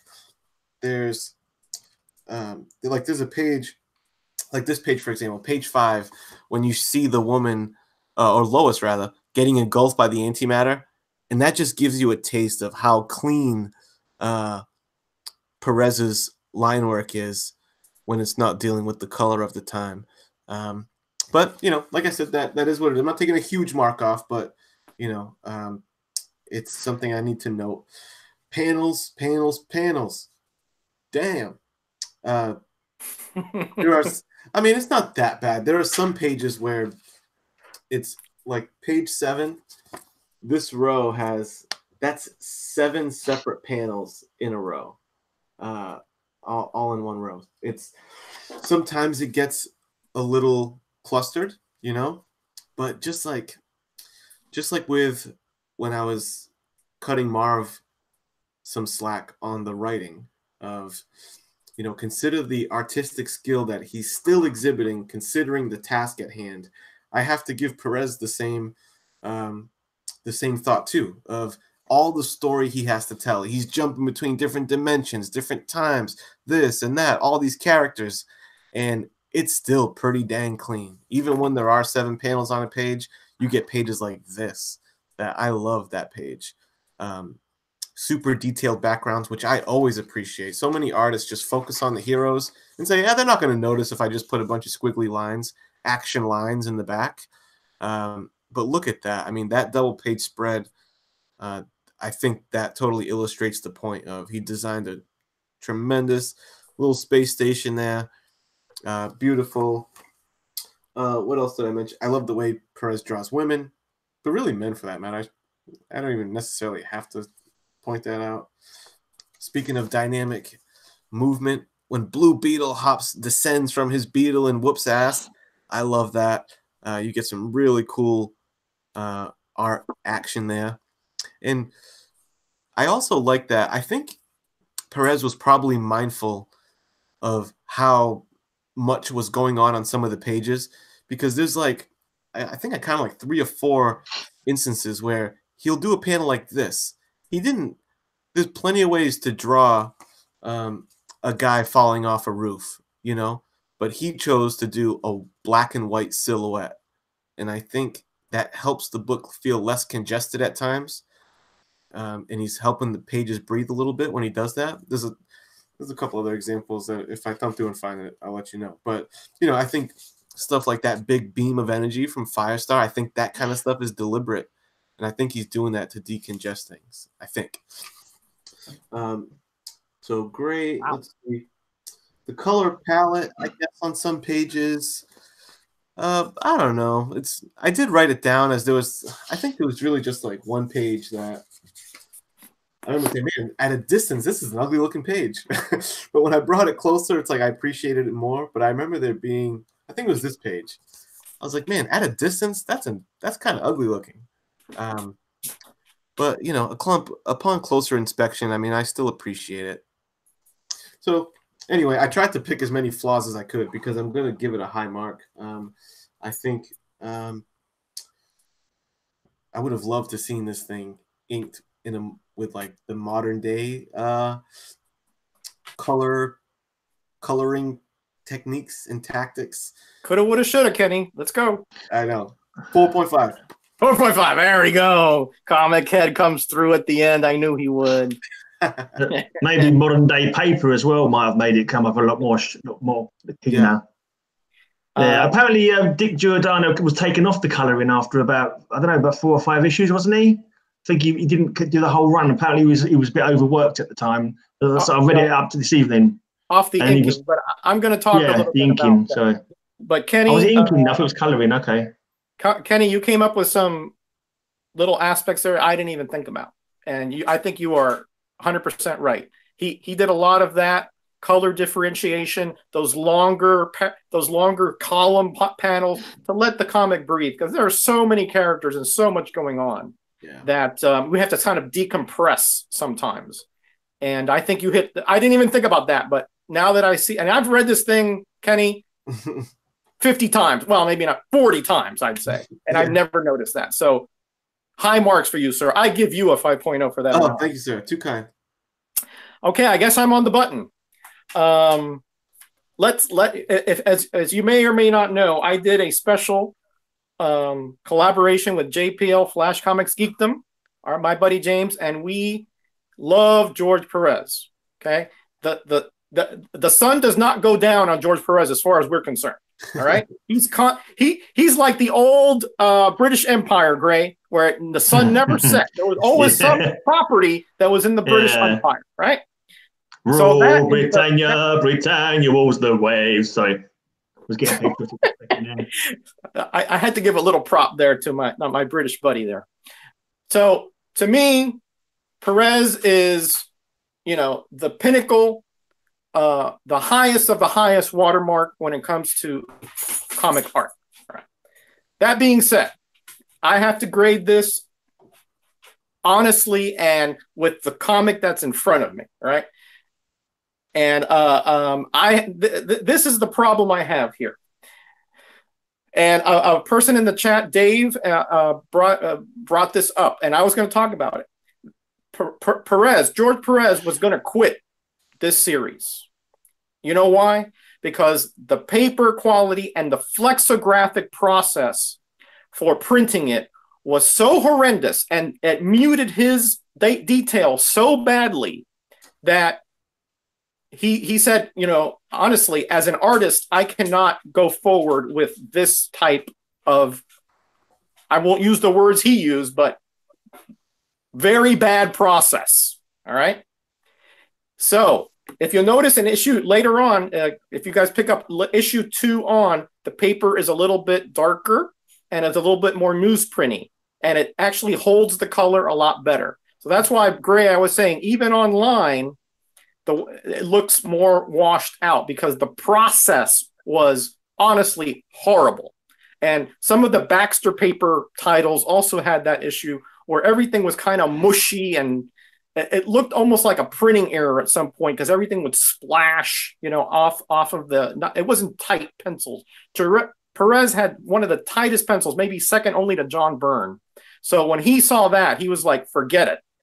I am not going to continue with this unless we change that process. And guess what? They did. Okay. Yeah, Dave Enriquez says, preach it, brother. Okay. So for that reason, I cannot give this a 5. I just cannot. All right. Because it just does not deserve it. But no fault of George Perez. And Dick Giordano is a solid inker. He's not top shelf, not the best, but he is pretty darn good. And his experience goes back many, many years. And he knows these characters probably better than anybody else at DC at that time. All right. But let's consider this, guys. We're talking about the monumental task of giving hundreds of individual characters their own little spin. Notice Perez, everybody has a slightly different posture, slightly different facial movement and tone. Everything is just a little bit different. So even if you don't know the name of the character, you know that that's a different character from others in the panels in the previous pages, right? And yeah, you're right. The panel layout is a bit busy, but consider the story they have to say here. If he doesn't put this many panels, we're talking about having to put 20 issues, 25 issues, because the story is just so deep. All right.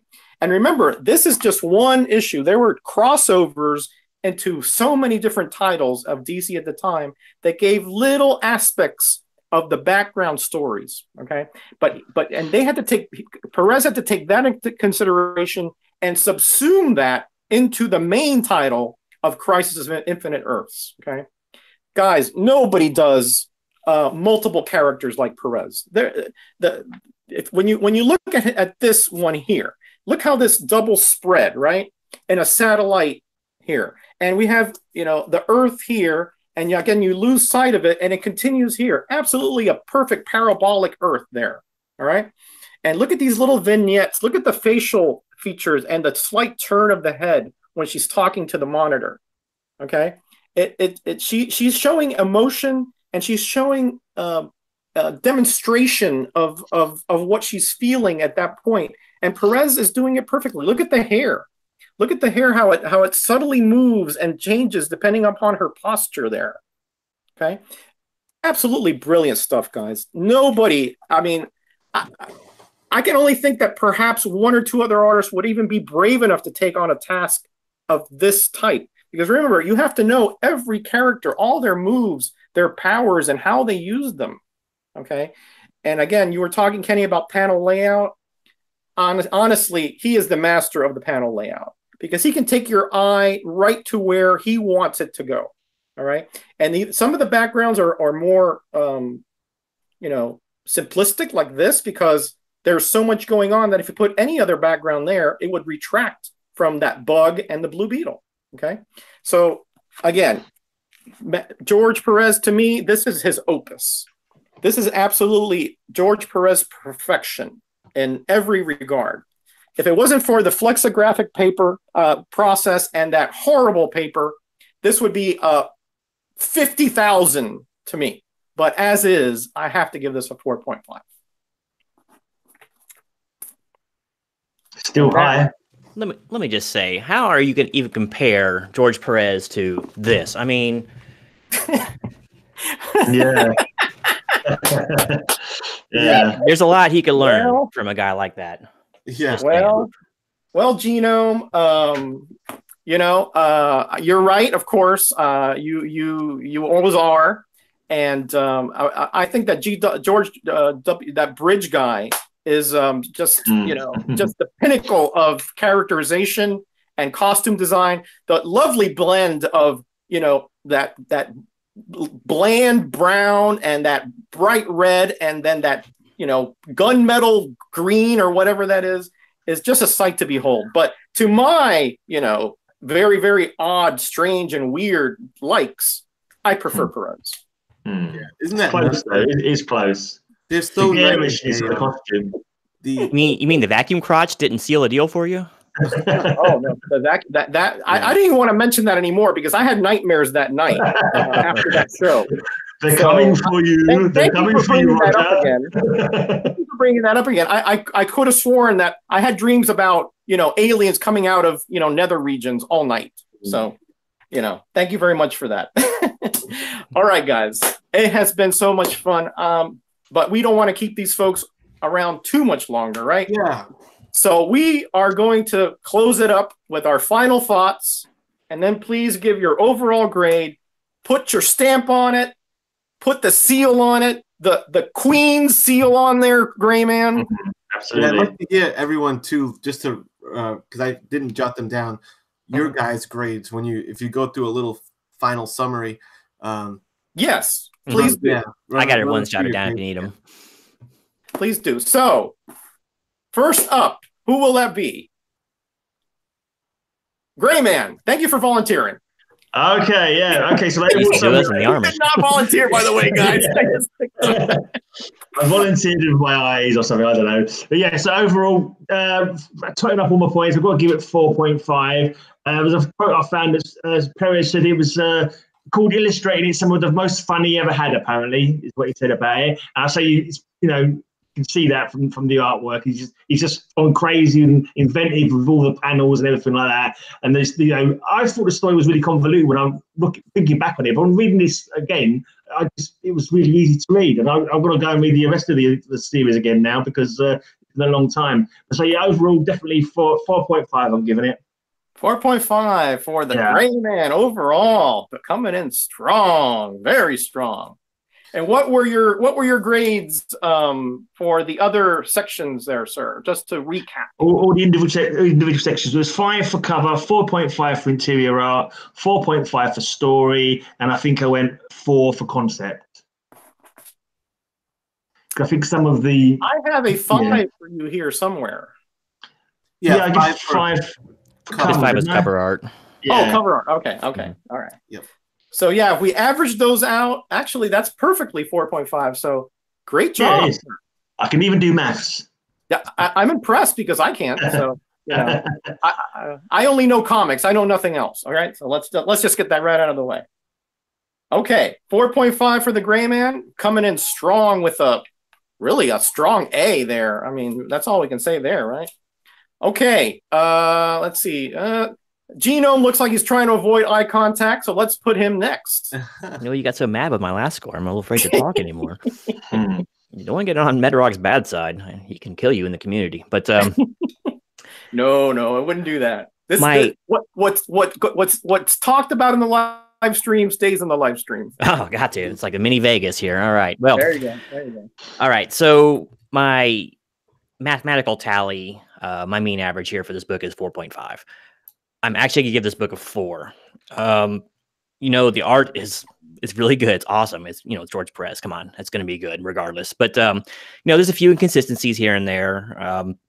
Once again, not all of the artist's fault. Once again, if you're doing your art on bad stock, what can you really do? But there's a few story inconsistencies, a little bit, not so much inconsistencies, but there's some hokey dialogue in there. I mean, I don't know if they're trying to be period specific with some of the dialogue. Like, of course, Blue Beetle, his dialogue was a little bit campy, but when they're all fighting, they're talking an awful lot to each other. Sometimes it seems like, and they're kind of spelling out the action that you can already see plainly on the page. So some of that might not have really been necessary. That's probably just a minor nitpick on my part, but still, it's a great book. It's highly recommended. Once again, I came into this thing raw. I don't know a whole lot about DC from that era. And I didn't know anything about this event at all, really, which is a shame on my part, but it's because I was a Marvel fanboy. But it's a great Marvel book. Zombies, Gino. Marvel Zombies. Marvel Zombs. Well, hey, I read Dark Horse too. Leave me alone. I thought Mobius was a good artist. So, but Marvel. It's still a great read. I'd highly recommend it for sure. I definitely want to get the rest of the series now because, like I said, that first issue really grabs you and lets you know something big's going on. And once again, they tried something new. I like it. I dig it when companies take a chance. Of course, like you said earlier, maybe it wasn't too much of a chance for them since they were in dire straits as it was. So maybe it was more like a last gasp, Hail Mary kind of thing. But it worked for them, right? It moved a lot of copy, and it's a good read, high quality thing. So, but I'm going to go ahead and give it a 4 overall. 4 overall. Mm-hmm. Okay. Well, not bad. I mean, I can see where you're coming from a little bit, but for somebody as verbose as you to say that the dialogue was a little heavy-handed is calling the pot calling the kettle black. Let me just say that, Gino. But anyway, like when what was her name, Firestand or whatever, is saying like my fire shots are not hurting this thing. It's like you don't need to tell me it's a fire shot. I know your name is Firestand or whatever, and you're shooting fire. I don't need that dialogue. Just. You can say "rawr" or something like that, but I still see some of that. I don't know. Something tells me that Genome, if he was fighting crime, he'd be like wicked, waxing poetic as he was beating up the criminals. Have at me. If you've seen his live streams when he plays Hearthstone, right? He does the same thing. He's like, oh well, he's got me now. He's got me now because he's going to play such and such card. Yeah, we know this already. Why are you telling us stuff? Just kidding. I love those live streams, by the way. Hey, Biggie Shack's in the house. My boy Biggie Shack. Yeah, although his screen name is Melody, but there's a story behind that. Not his fault. Okay. Yeah. Okay. Welcome, Biggie. Welcome, Biggie. You're right here at the end, buddy. You're on the final stretch here. But anyway, thank you for coming by. NWO for life, Melody. That's right. Yeah, big wrestling fan. He's got those big belts, well, Comic Kid 84. Yeah, I'll swoop in. Oh, hold on. I think you should. Did you recap, Gino? Did you recap your? Oh yeah, I'll go ahead and recap my scores for you. So, as far as overall concept, I gave this a 5 as my highest score of the evening because it was a great concept.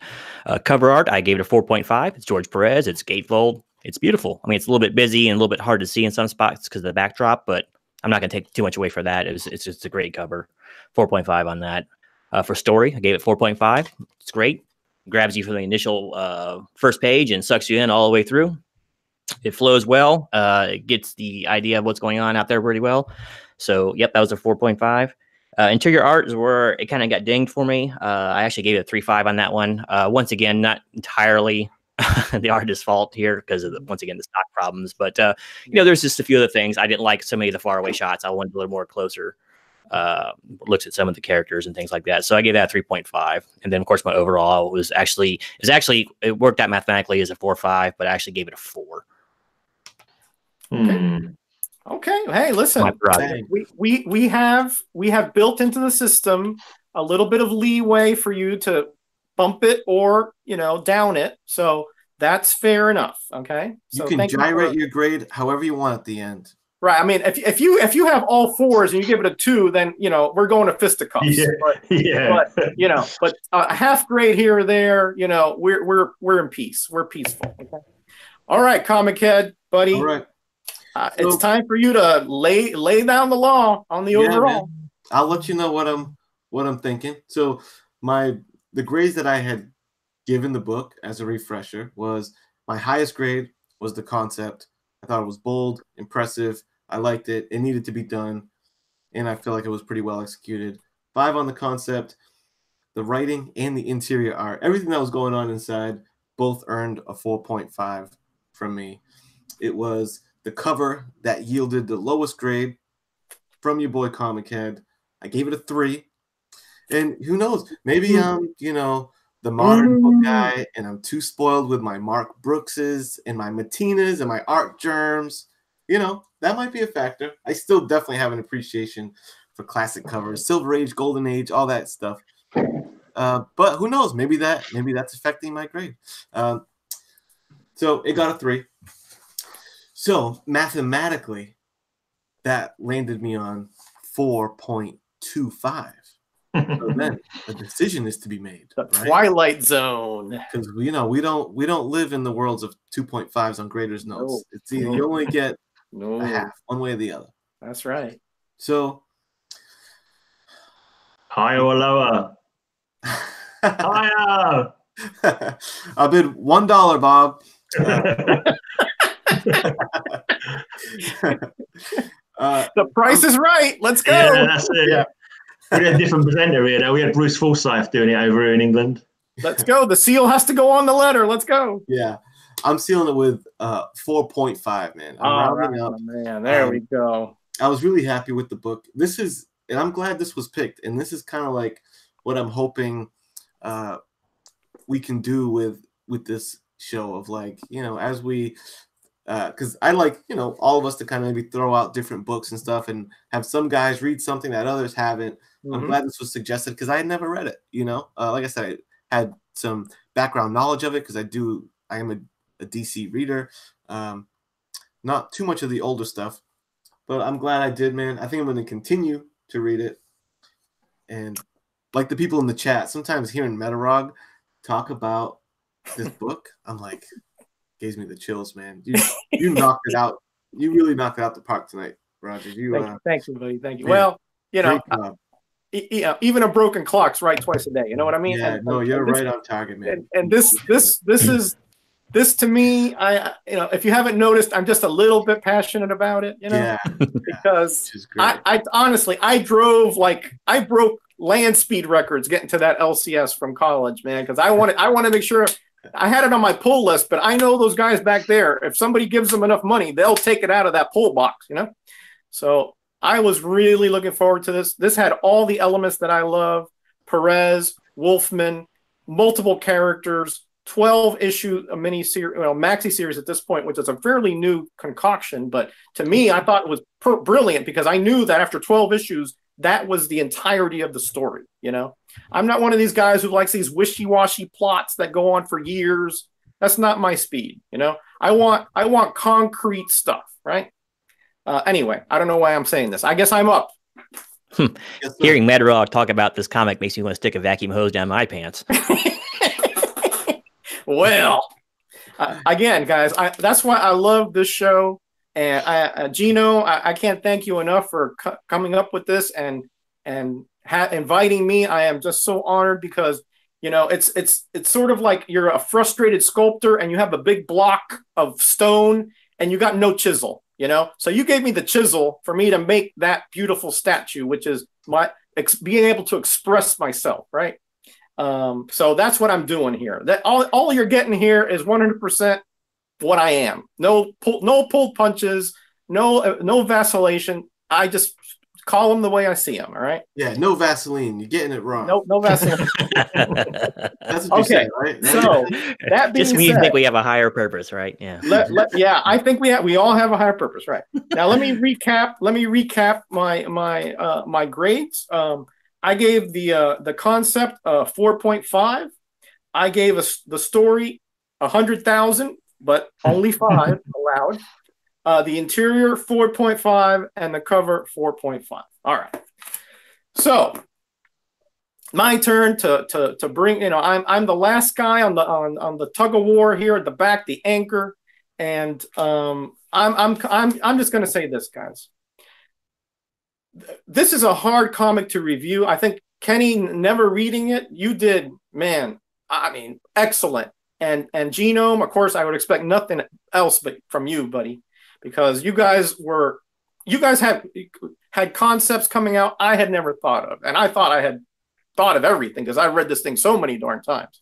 And Gray coming in with his, you know, that peculiar but just so incredibly emotional and so incredibly deep things that he comes up with that I don't even come up with. You know, you guys are a perfect complement to my humble opinion. But I will say this: I was there in the mid '80s. I don't think even Gray. I don't think you were collecting at this point, right? Not regularly, nah. I was there, and I was a big fan, you know, of Superman, the Justice League, the Legion of Superheroes, and you know, and I saw them, you know, going down in flames, right? I mean, when I worked at the shop, nobody, you know, everybody wanted the Marvel and then the Independents, and DC was like, well, you know, because I have the run, I'll pick up, I'll pick up some Superman, I'll pick up some Wonder Woman. But honestly, except for Teen Titans and a few other titles, there wasn't that passion for DC. that there was for the other companies. And I thought that was so sad because these are characters that I grew up with initially. I was initially a DC guy, right? When I first read stuff like Metal Men and JLA in the early 70s, that's what really stoked my passion for comics. So it was sad for me. I was honestly upset that things were going so bad.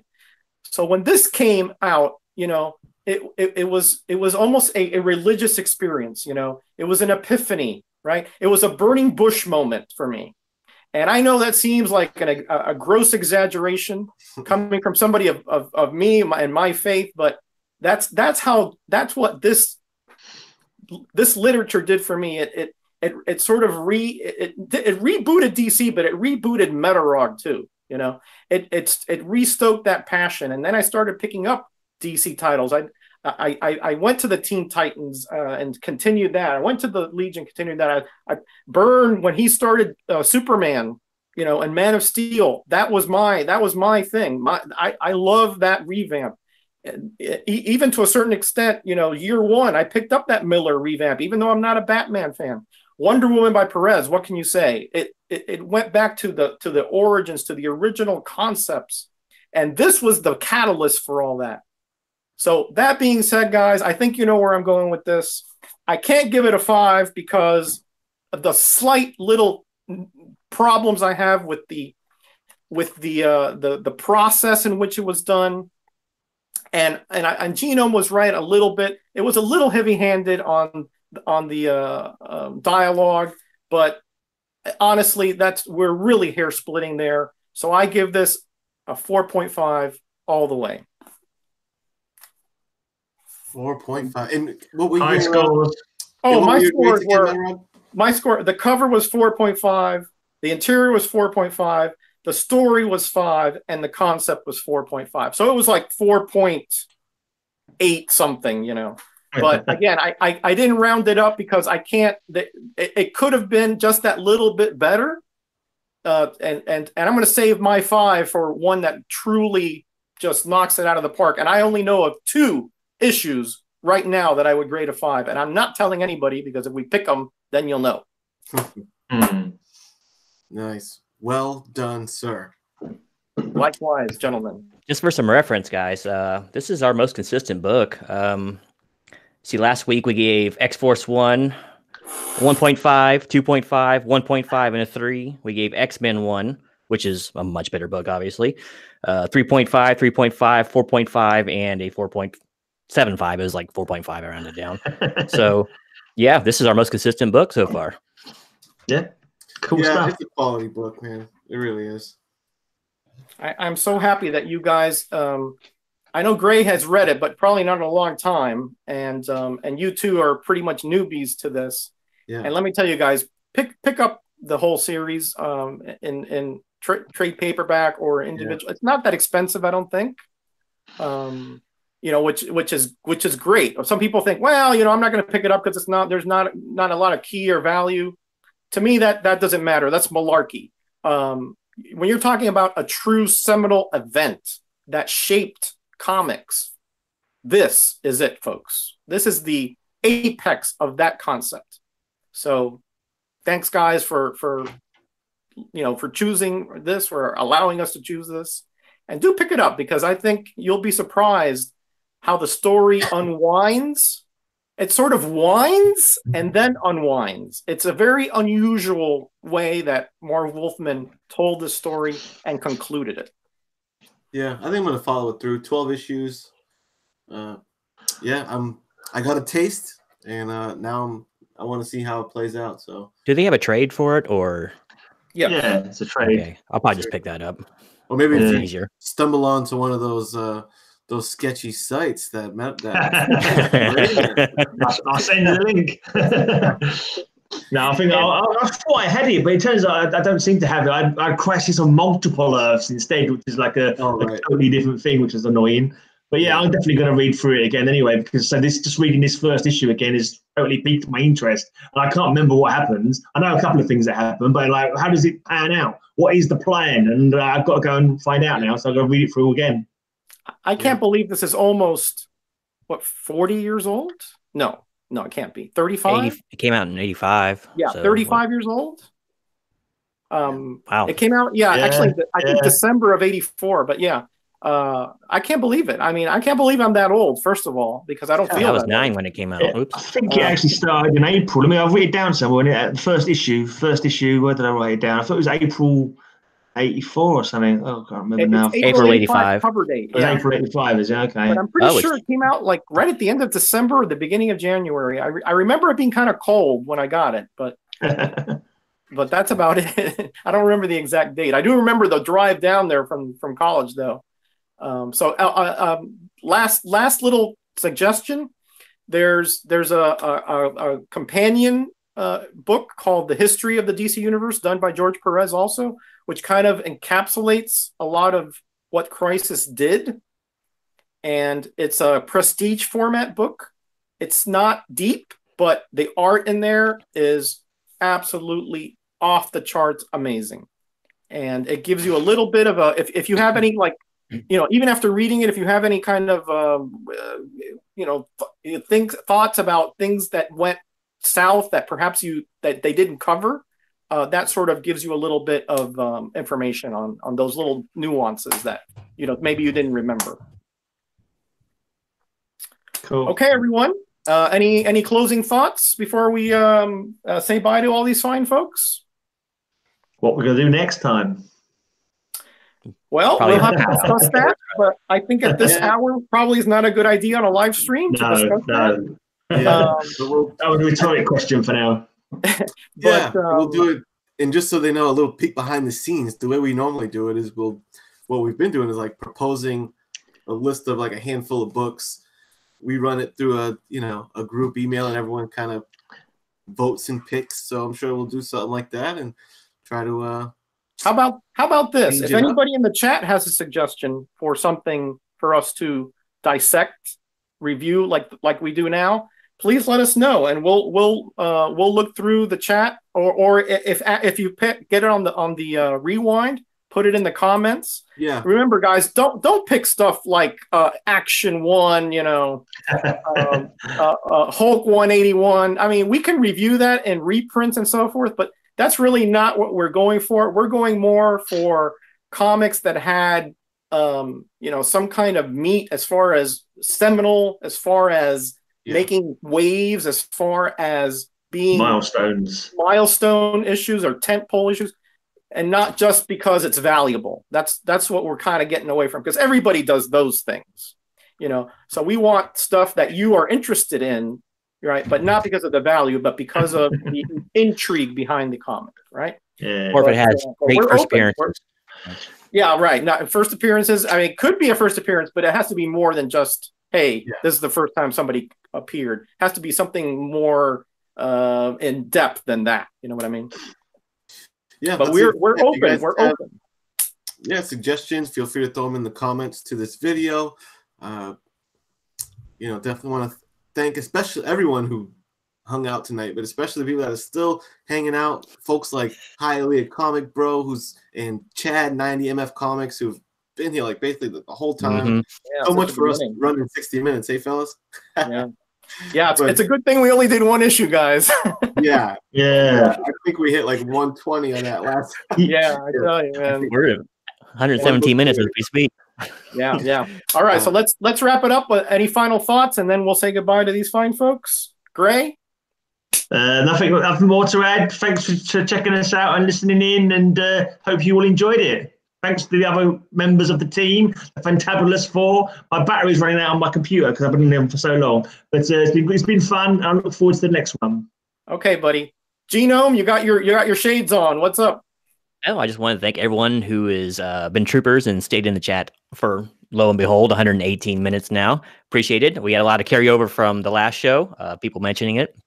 If you look at the view count for the last one, it was over 200 now. So that's pretty good for a live stream. And a lot of that came after the fact. So kudos to you all. Appreciate you watching. We'll try to keep content really interesting for you.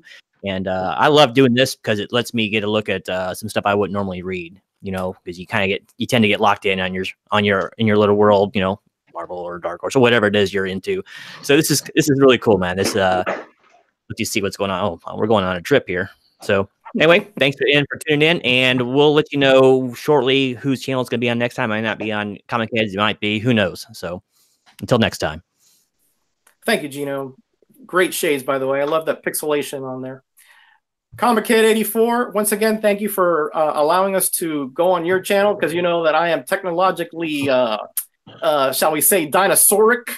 So thank you very much, first of all, for, I know it was my turn, and thank you for getting all those technical aspects. I owe you, buddy. You're the best. What can I say? No doubt about it. Anytime. Give us your final thoughts. Anytime, sir. Just a thank you and a humble appreciation for everyone who came and hung out and checked out the show. Appreciate the team, the Graders Notes team that came together and made it happen. Metarog Roger was clearly, dude, MVP of the episode. Yeah, he was on point tonight. Yeah, you were really on point. The chat was eating it up. I was eating it up. Man, like, no BS, man. You really nailed it tonight. Well done. I didn't know you could be so articulate, Metarog. You really nailed it. So props to you. That's it for me. Let's pass it on to the MVP to wrap it up and sign off for this evening. Well, thank you, sir. I am truly honored and humbled by your kind words. Again, don't consider this the usual Metarog. I am inspired today. I am in rare form. My humble musings are usually of sea level average, but today I found the proper motivation because of you three and the chat to raise my game to another level. And I just want to thank all of you in the chat here and my esteemed co-hosts here on Graders Notes. And let me tell you, I am already marking down the days for the next episode so we can go once again, like Outer Limits. Okay, once again, meet here to not just give our opinion of a comic, but to put our reputations on the line with facts and with numbers. This is a high-stakes show, guys. If I think ever watched our show, we're all marked for death. So. Thank you all, everybody. Keep checking your Instagram because we'll put something on there before the next show. My co-hosts, you guys are all fives in my book, and the same thing with you in the chat. You are the best. Everybody have a good night. Be blessed, and be back on the next Graders Notes. Peace. Bye, everybody. Bye.